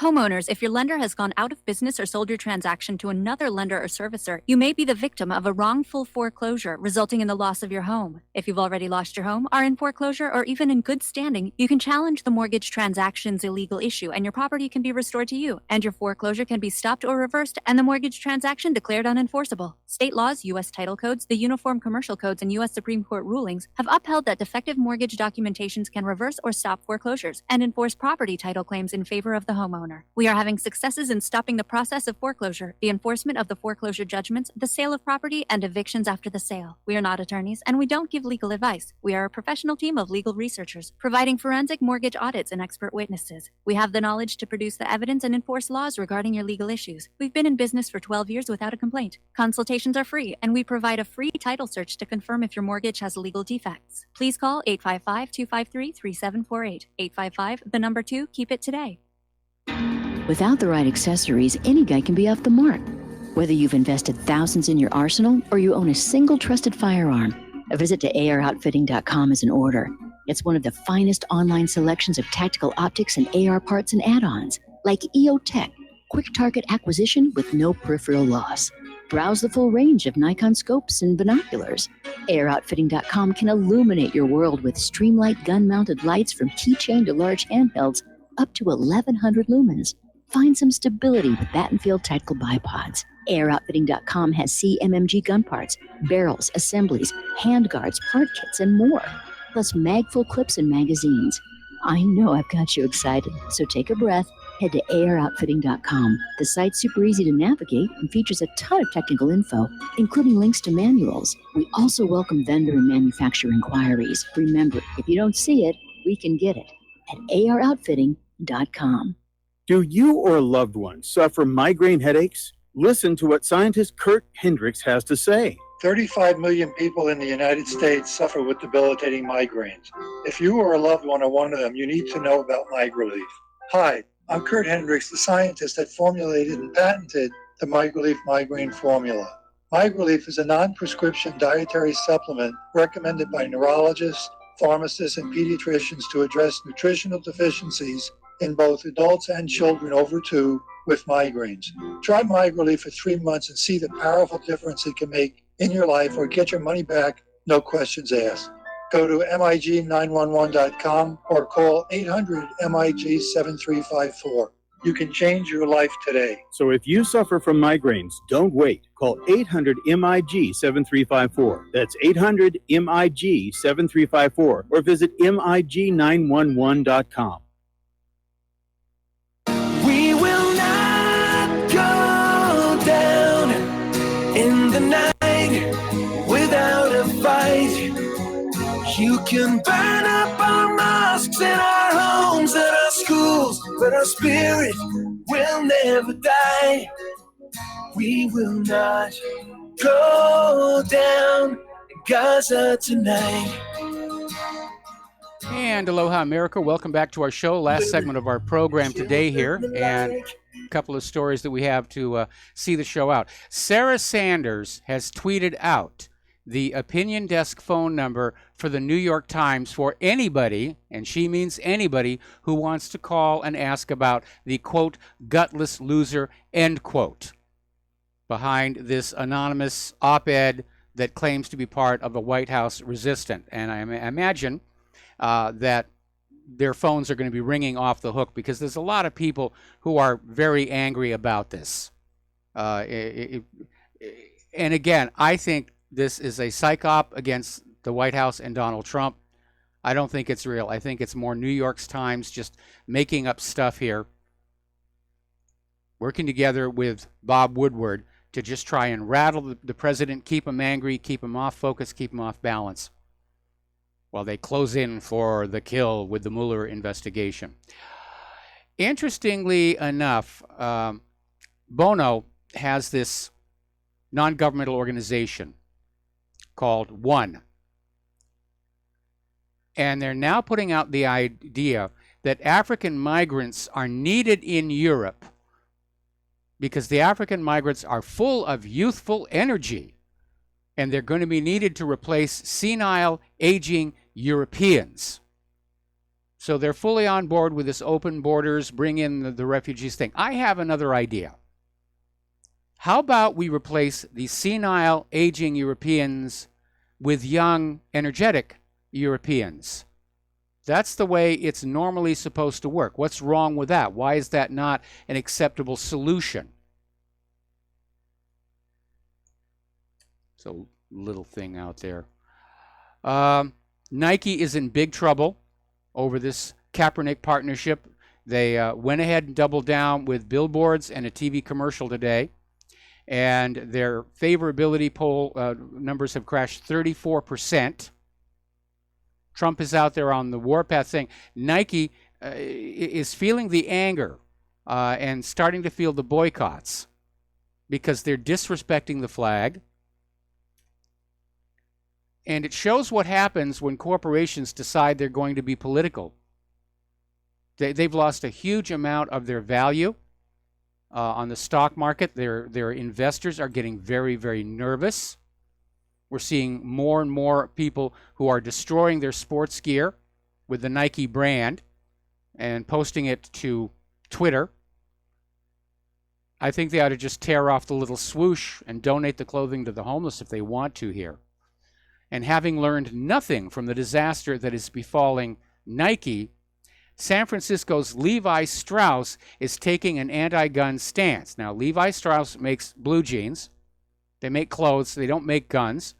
But Chip Bergh, the president and CEO of Levi's, wrote an op-ed this week saying, business leaders need to take a stand on gun violence. Well, when you look at the cultural linkage between blue jeans and the Old West, I think Chip has made as bad a mistake here as Nike did. I'm certainly not going to be buying any more Levi's because I'm a supporter of the Second Amendment. Corporations shouldn't be political. Corporations should be about making money for their investors and providing a good work environment for their employees, not getting on in with a liberal agenda. All right, there's the music. Time for me to get on out of here and get something useful done with the rest of the day. Please stay tuned for John Stedmiller. I'm sure he's got lots of interesting things to share with you. Please take what you learn here, share it with everybody that you know. Please share the fact that all these big social media companies, Google, Twitter, Facebook, are filtering what is on their websites to push the liberal agenda. We'll be back tomorrow. Aloha, America. Many people write us about their experience with Extendivite. Allow me to read you some from Amazon.com. It really does